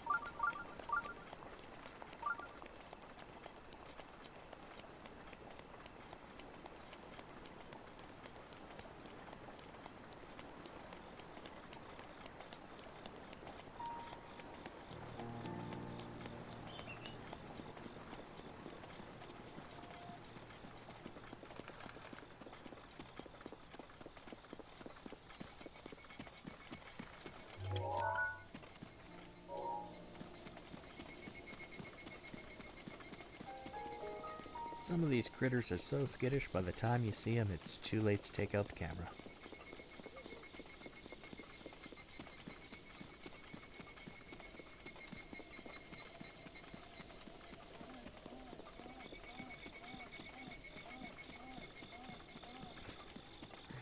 Oh, my little boy's going crazy out there.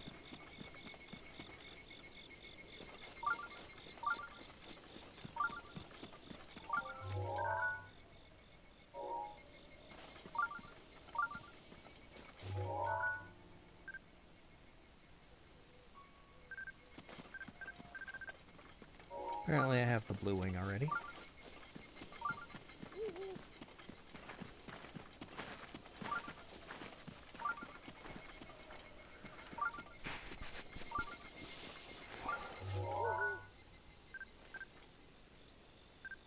Restless cricket? Yep. We already have you.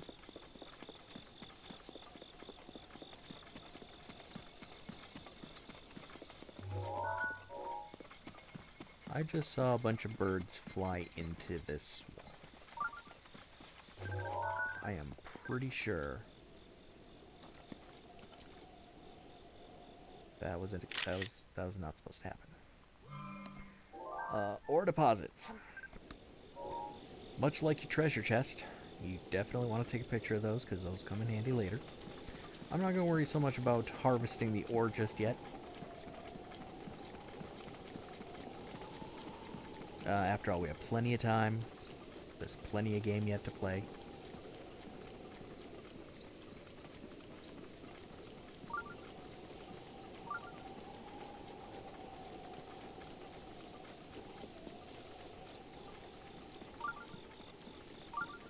There should be plenty of ore deposits.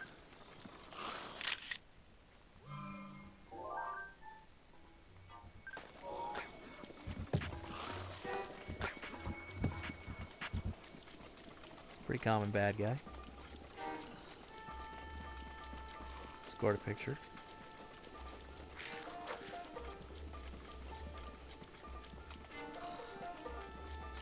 They're after us, run!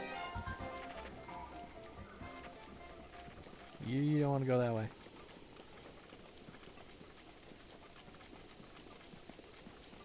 Oh, don't say I didn't warn you.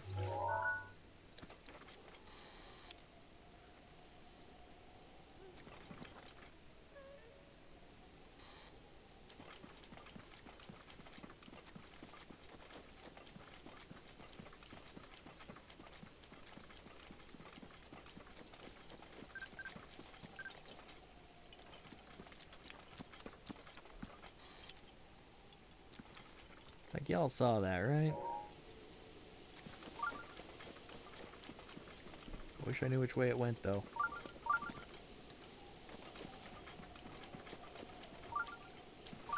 Those guys are rare.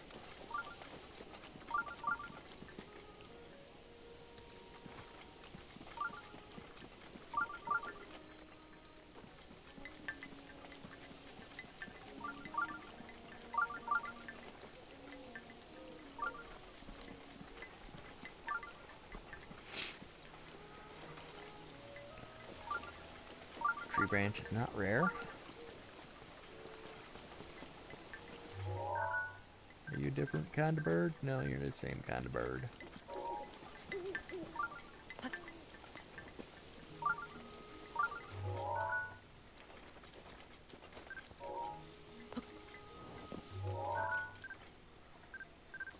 Already got pictures of those from our loot, from the amiibo drops. Because I took pictures of the stuff that would drop from the amiibos.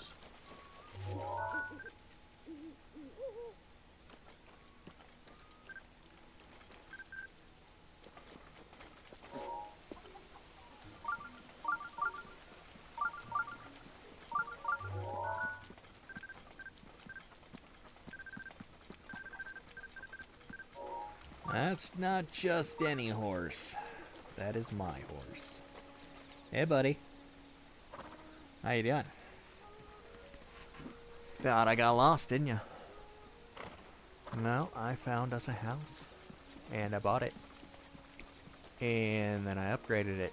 All while you were hanging out in this little village. Alright, we already got these.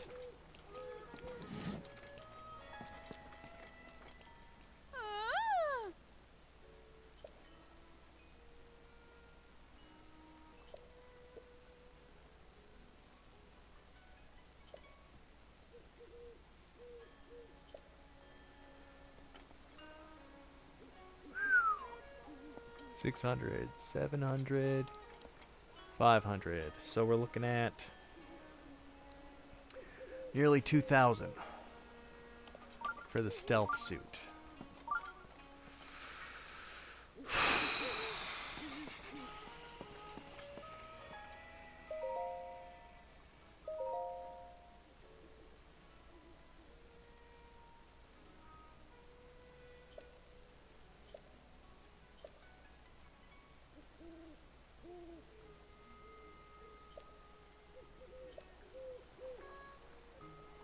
Alright. So I'm going to play the treasure chest game to farm up 2,000 rupees to get that stealth suit because it really does improve the hunting. Makes it so that you can sneak up on critters way, way easier. Not only that, but you can use it to stealth your way through certain situations with enemies. And combined with certain arrows and whatnot, you can really pull off the ninja tactics. Highly recommend, but I'm not going to do that on stream. So next time, I will probably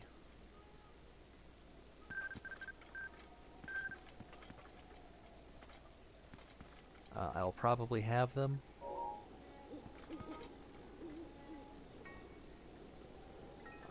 And if you're wondering how I got them by cheating again and tediously ensuring as many wins on the treasure chest game as I possibly could.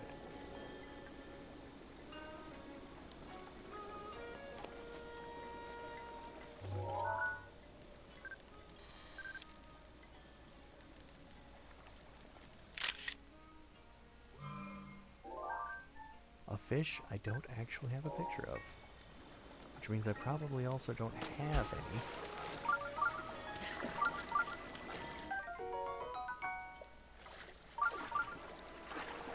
That might have been a real bad idea, though.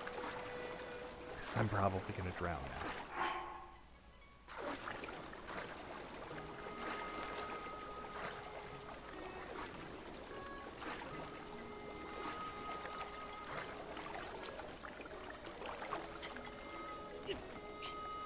Whew. Okay. We got out of there. I don't recommend doing that.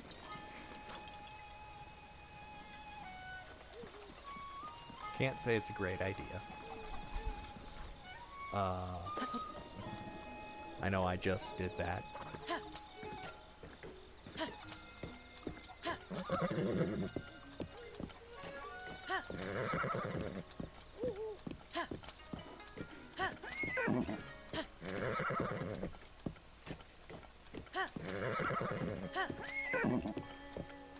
The great part is, we do not have to steer Epona. She comes well tamed. We don't have to bond her. She'll just follow the path. Now if she turns the wrong way, we'll probably have to steer her.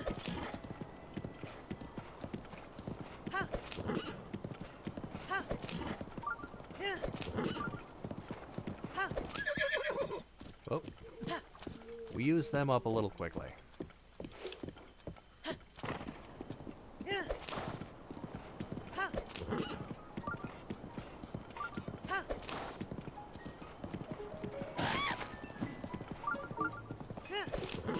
Just ran over a bird.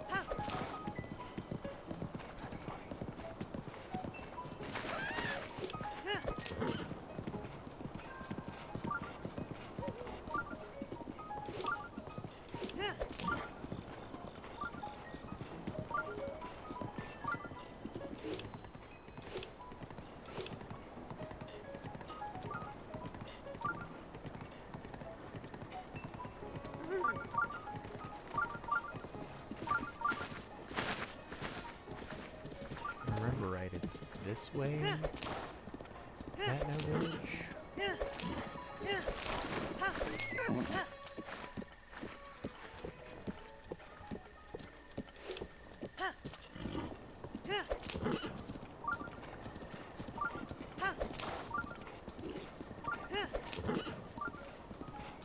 Unfortunately, we can't use the camera from horseback.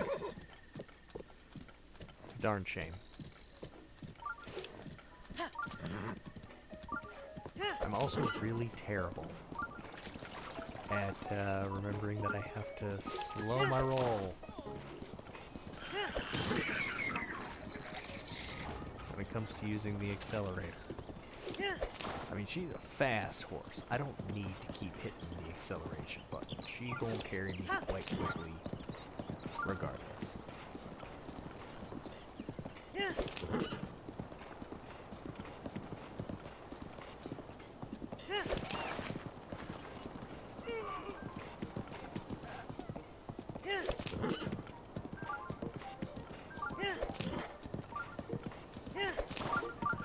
So yeah, if you don't have the amiibo to get Epona,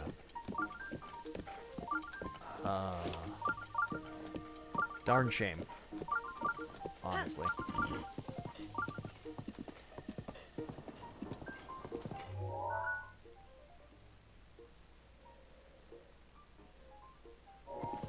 Because she is definitely one of the better ones to have. Whoa!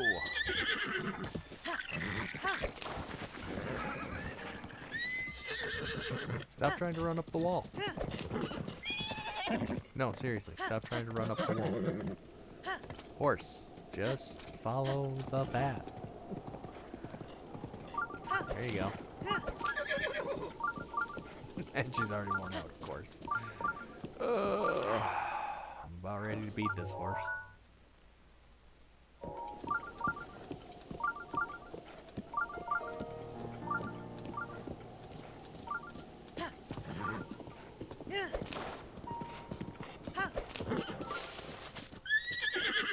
Why you not follow the path?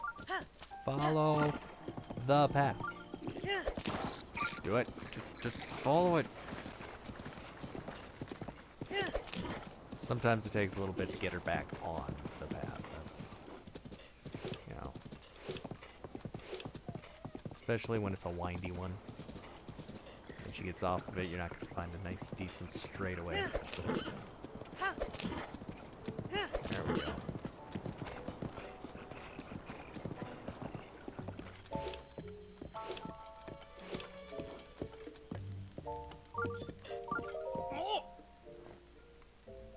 It's me again, you weirdo.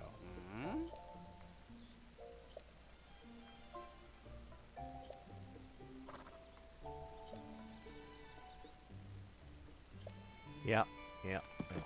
We've been through this.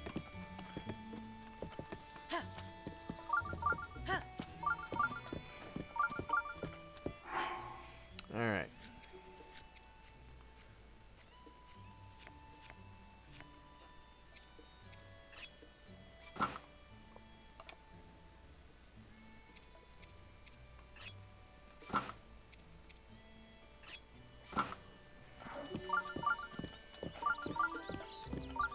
There we go.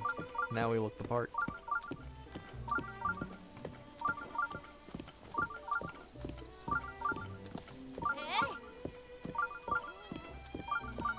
Don't run anyone over.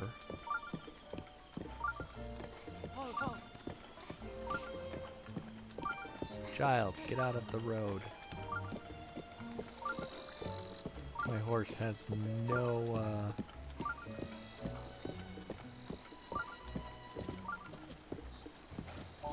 no concern for life.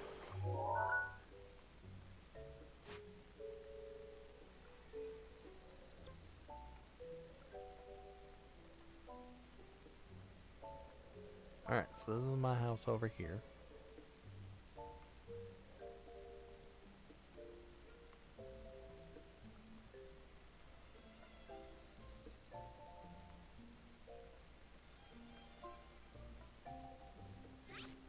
Let's put a pin in it.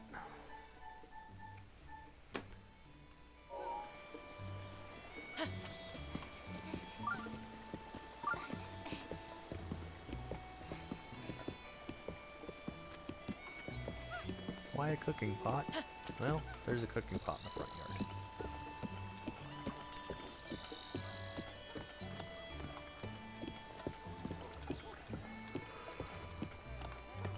Which is another reason why it's a good idea to own a home.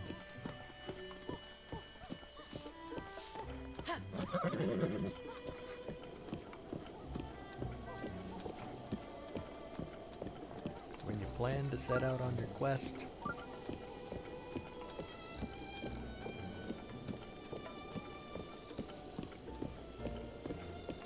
you have everything you need right here.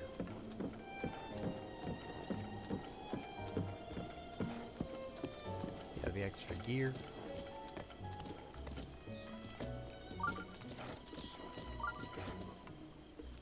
You have a crazy horse that's trying to go up onto the roof.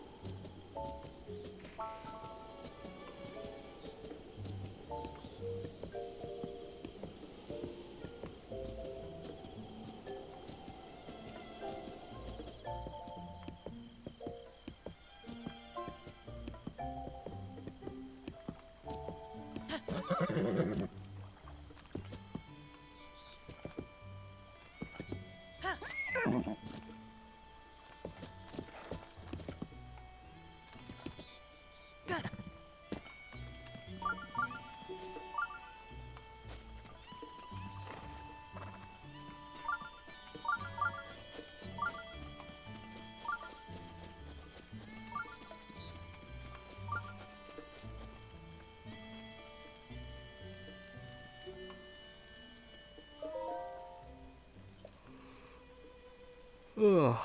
So we can pass time by the fire. We can also use this as a cooking pot by loading up with all kinds of stuff and throwing it in and see what we make.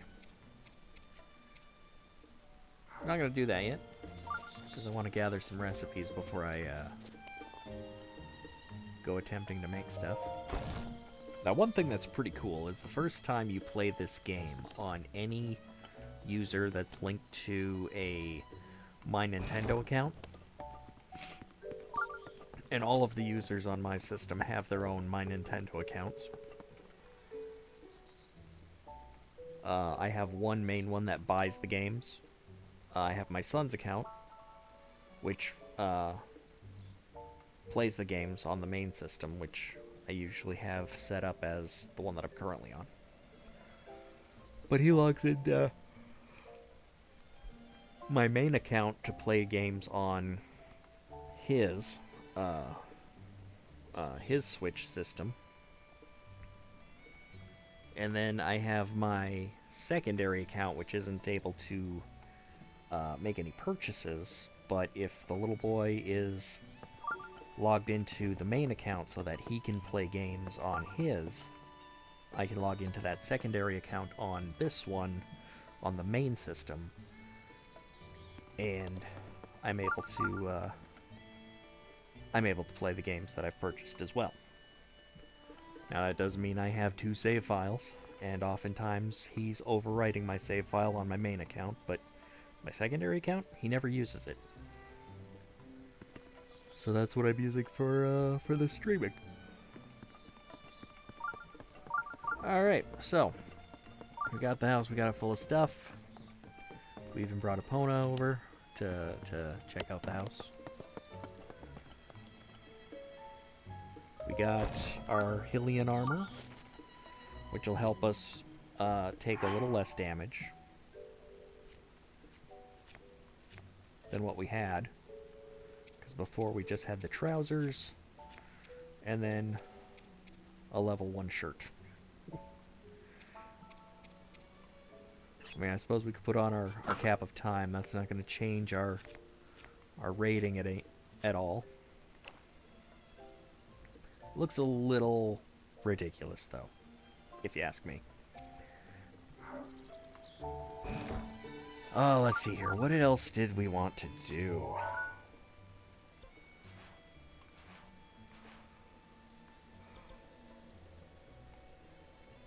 Oh, that's right. We have all the other parts of the map to unlock.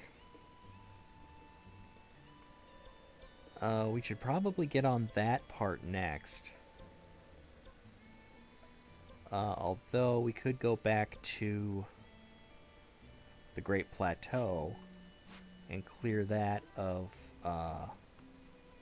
Korok seeds. So we can say we're truly done there.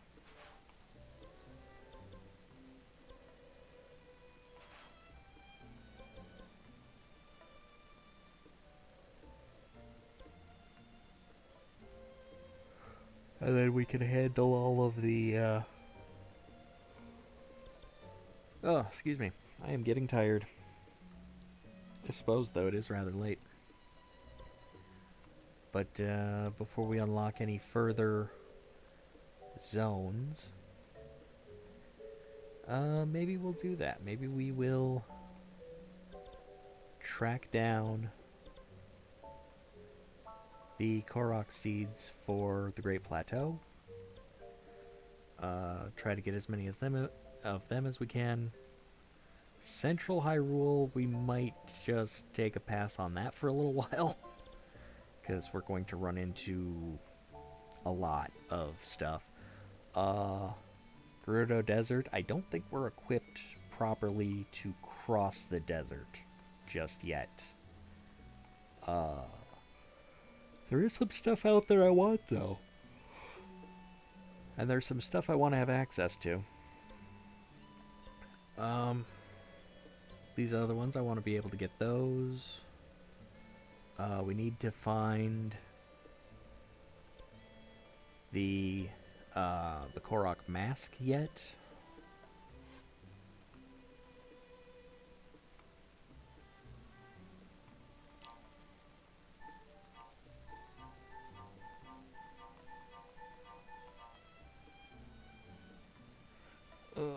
Delete that. Once they're added to our compendium, we don't need to keep them. And we have no reason to. And then we can fill that up with selfies later.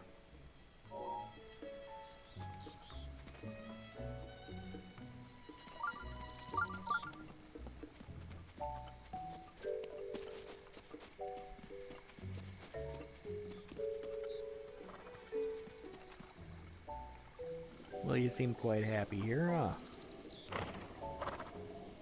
Yeah, that's what I thought. Ready to go?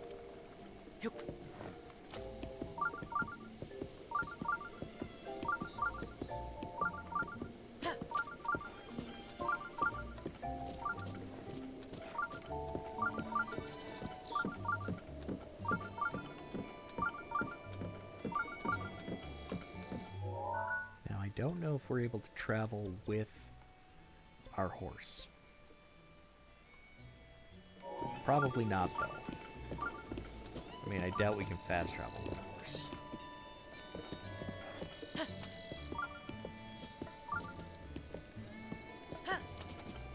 So we'll put you back in the stable for now.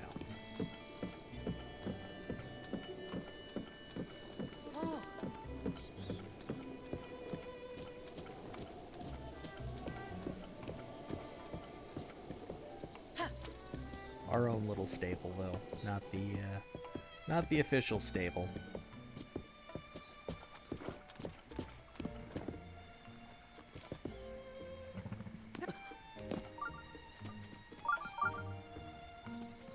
Yeah, she's protected from, the elements for the most part. Can munch on some grass. And she'll just stay put till we get back.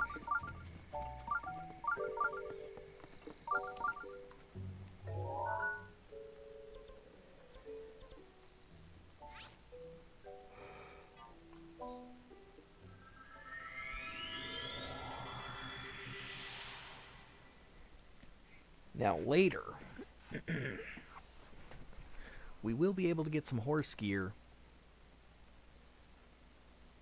that allows our horse to teleport from anywhere in the entire map, and it just teleports right to us anytime we whistle.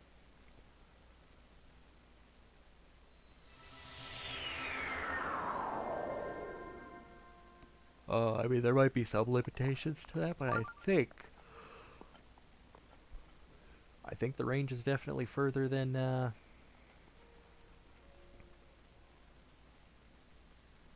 normal whistling.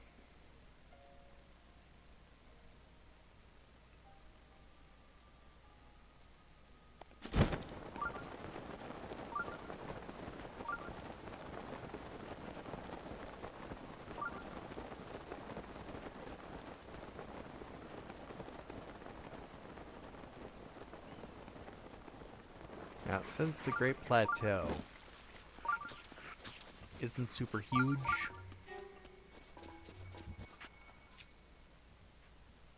we're about to bust this thing.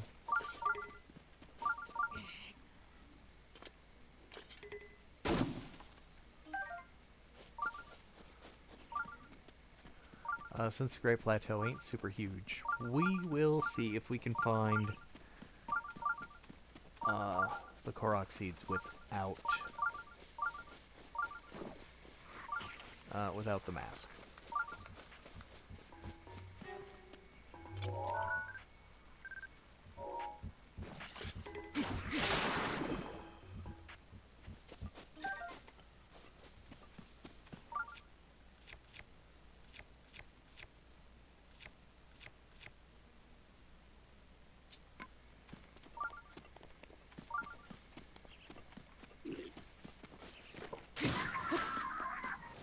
Well, he certainly didn't take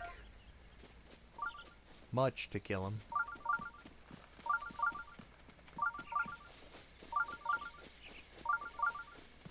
Not much at all.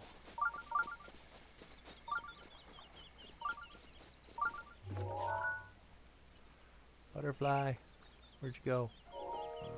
Flew away. Jerk.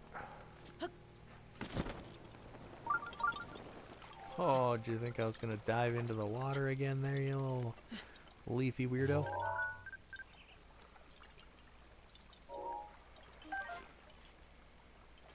Not a chance.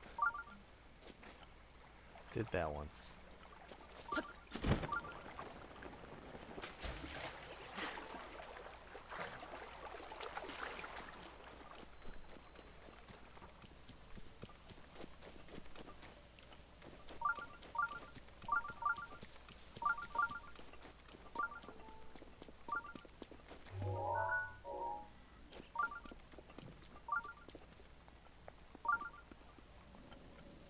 I think we already looted this one. Must have. Oh well.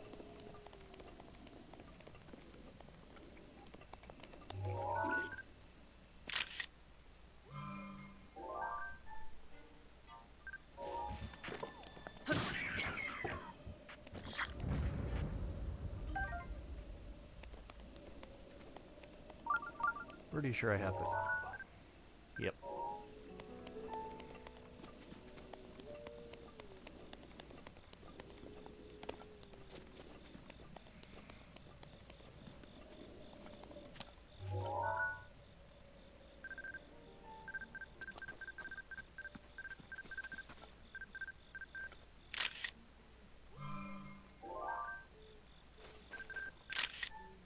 That time we got it.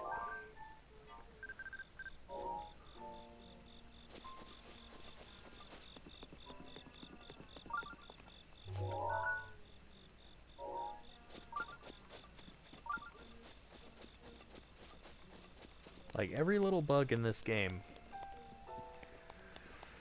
you can snap a picture of it, and it'll add it to the compendium, and then you can hunt it down later if you want. I mean, it won't lead you to that specific bug, but it'll lead you to, you know, that type of bug, like we can find one of those butterflies again.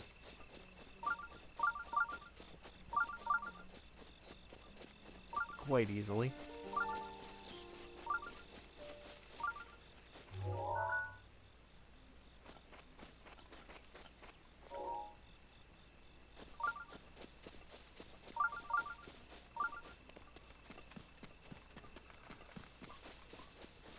pretty sure I got a picture of that lizard before.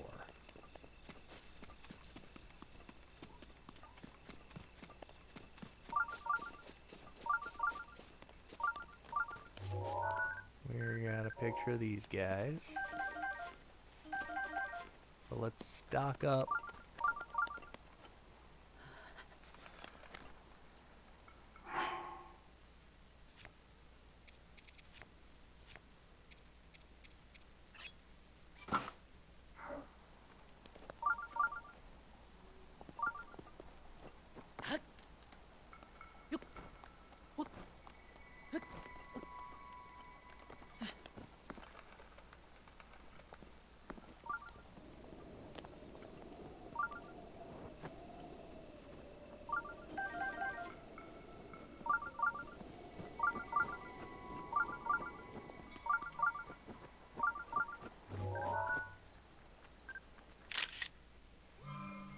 That's a good picture.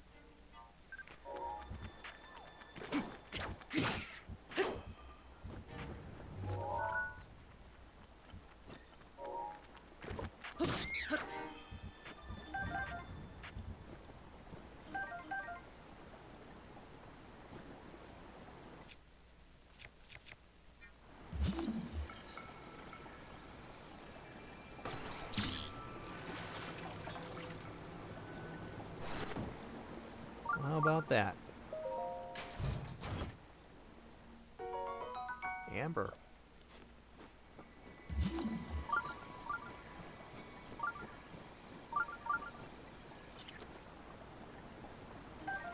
Got another woodcutter's axe.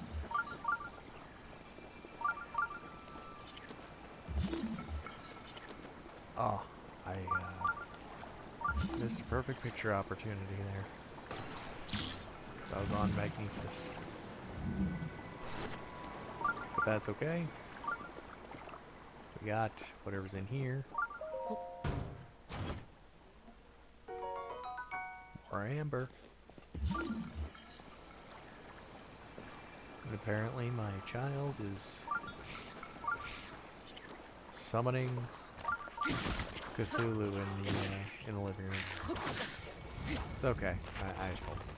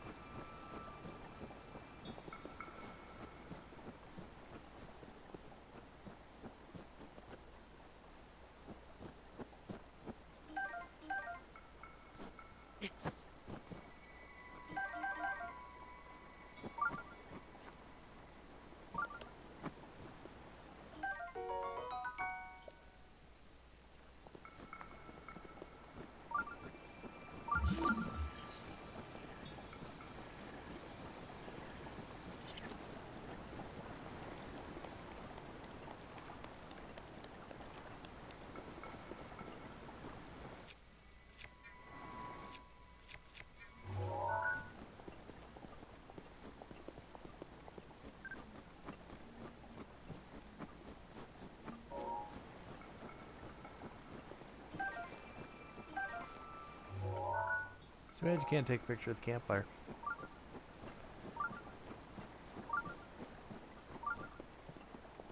Be great if that was a thing they could lead you to, right?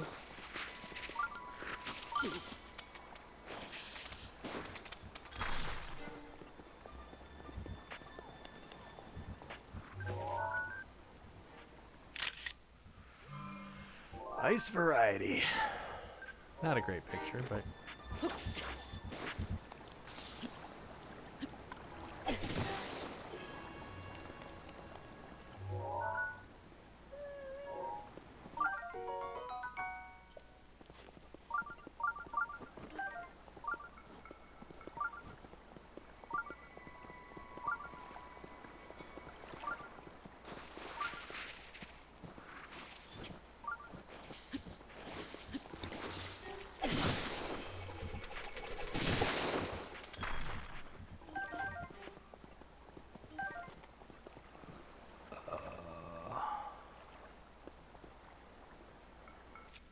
Did we just lose our boomerang? We may have just lost our boomerang. Nope. that was a bad idea. How far back is it going to put us?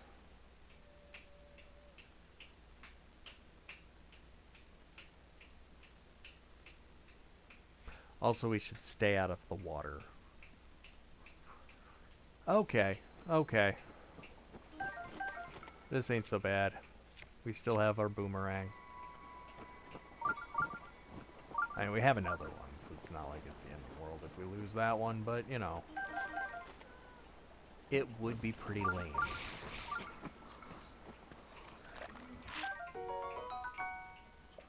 Run, dude. Get up. Run.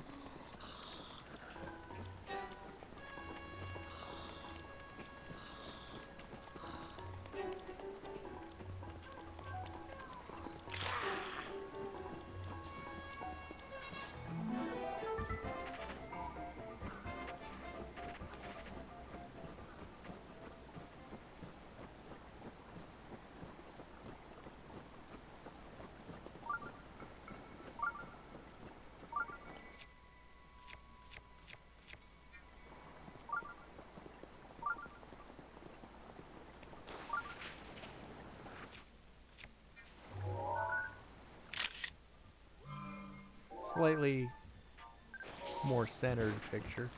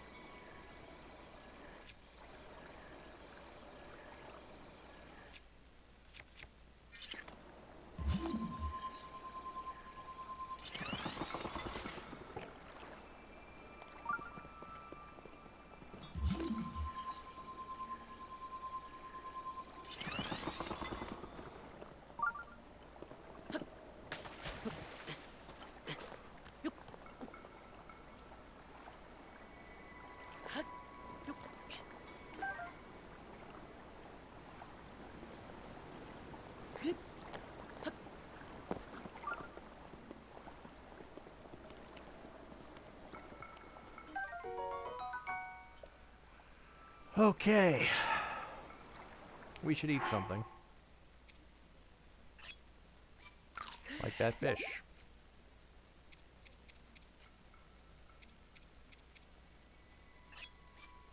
And that crab.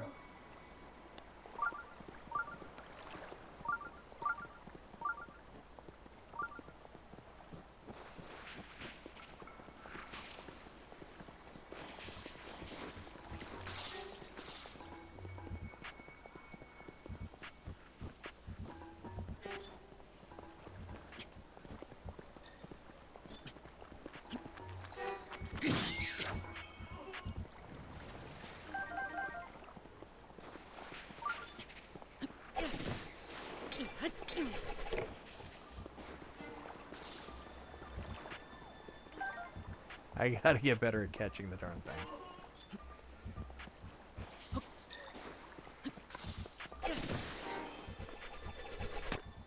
There we go. That's a catch.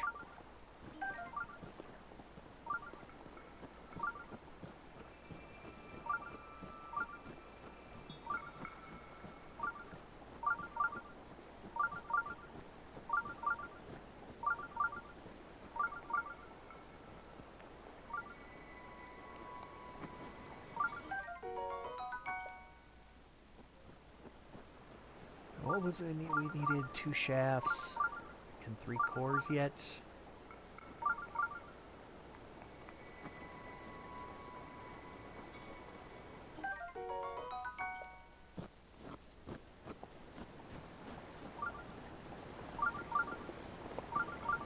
That's a metal door. We can do...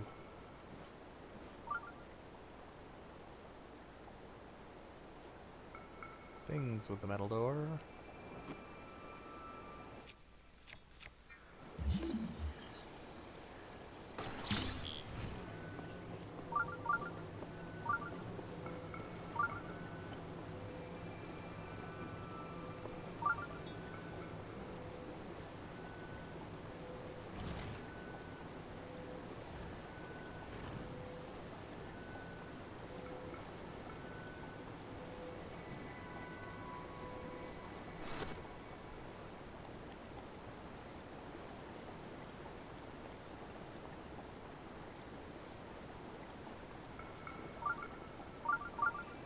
I mean, that seems to sit in there pretty good, right?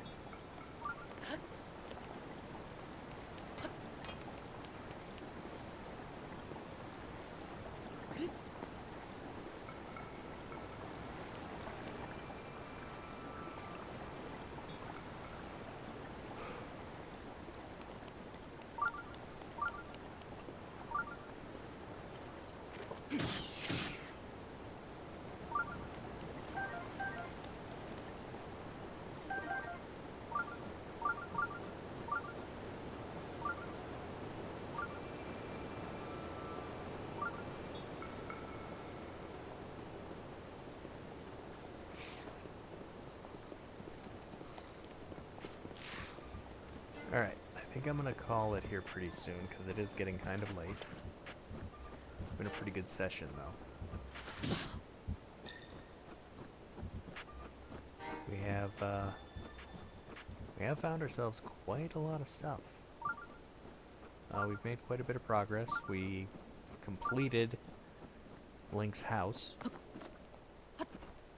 And, as our first real major achievement since leaving the Great Plateau, that sets us up for a pretty good start.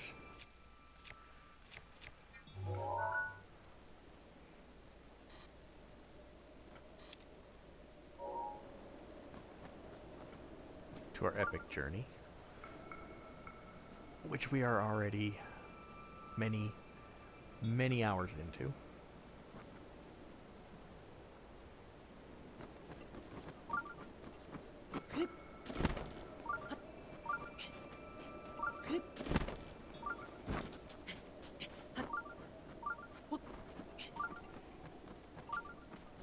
But if we tackle the hard stuff first, well, the tedious stuff, it will make things easier later on.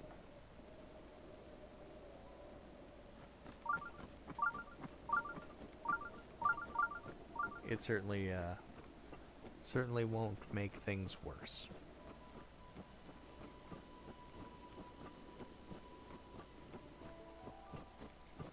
But next time we play, I think we'll go hunting for Korok seeds.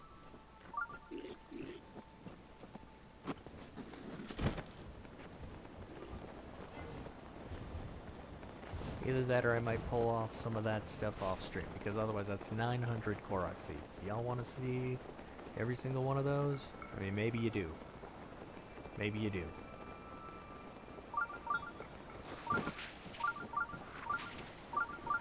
And I've got the chest game to play to get the armor, the stealth suit.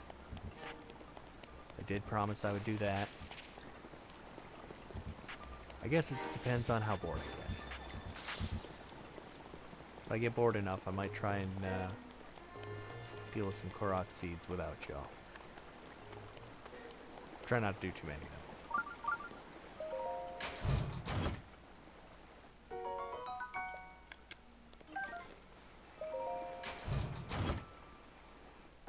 Or I'll just go treasure hunting. I mean, there is no grand achievement for finding all the treasure chests, and there are a lot of treasure chests. A lot. I'll probably do an amiibos drop off stream as well, Won't make you sit through watching me go through every single one of those again. But if I get anything cool, I'll be sure to share.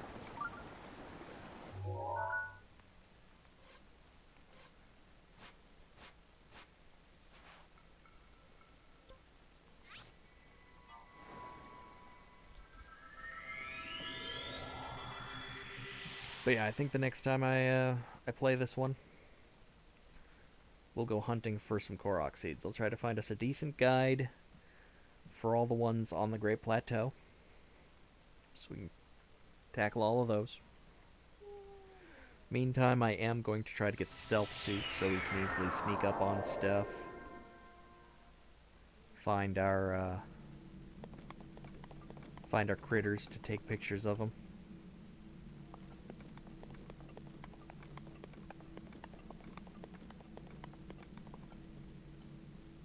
Huh. Well, look at that. We found one.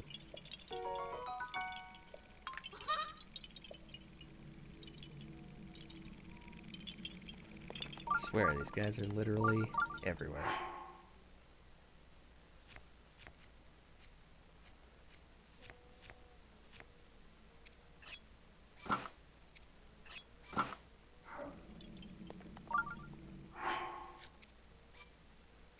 But yep, that's a good spot for us to pause, say goodnight.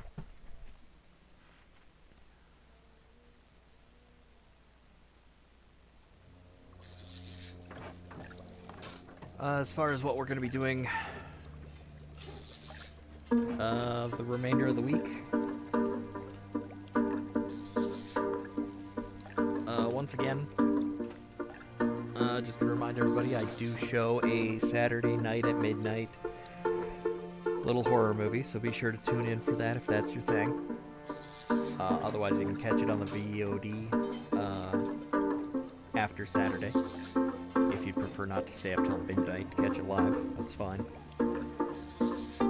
Not sure what I'm showing yet this week, but it will be a public domain classic, I'm sure.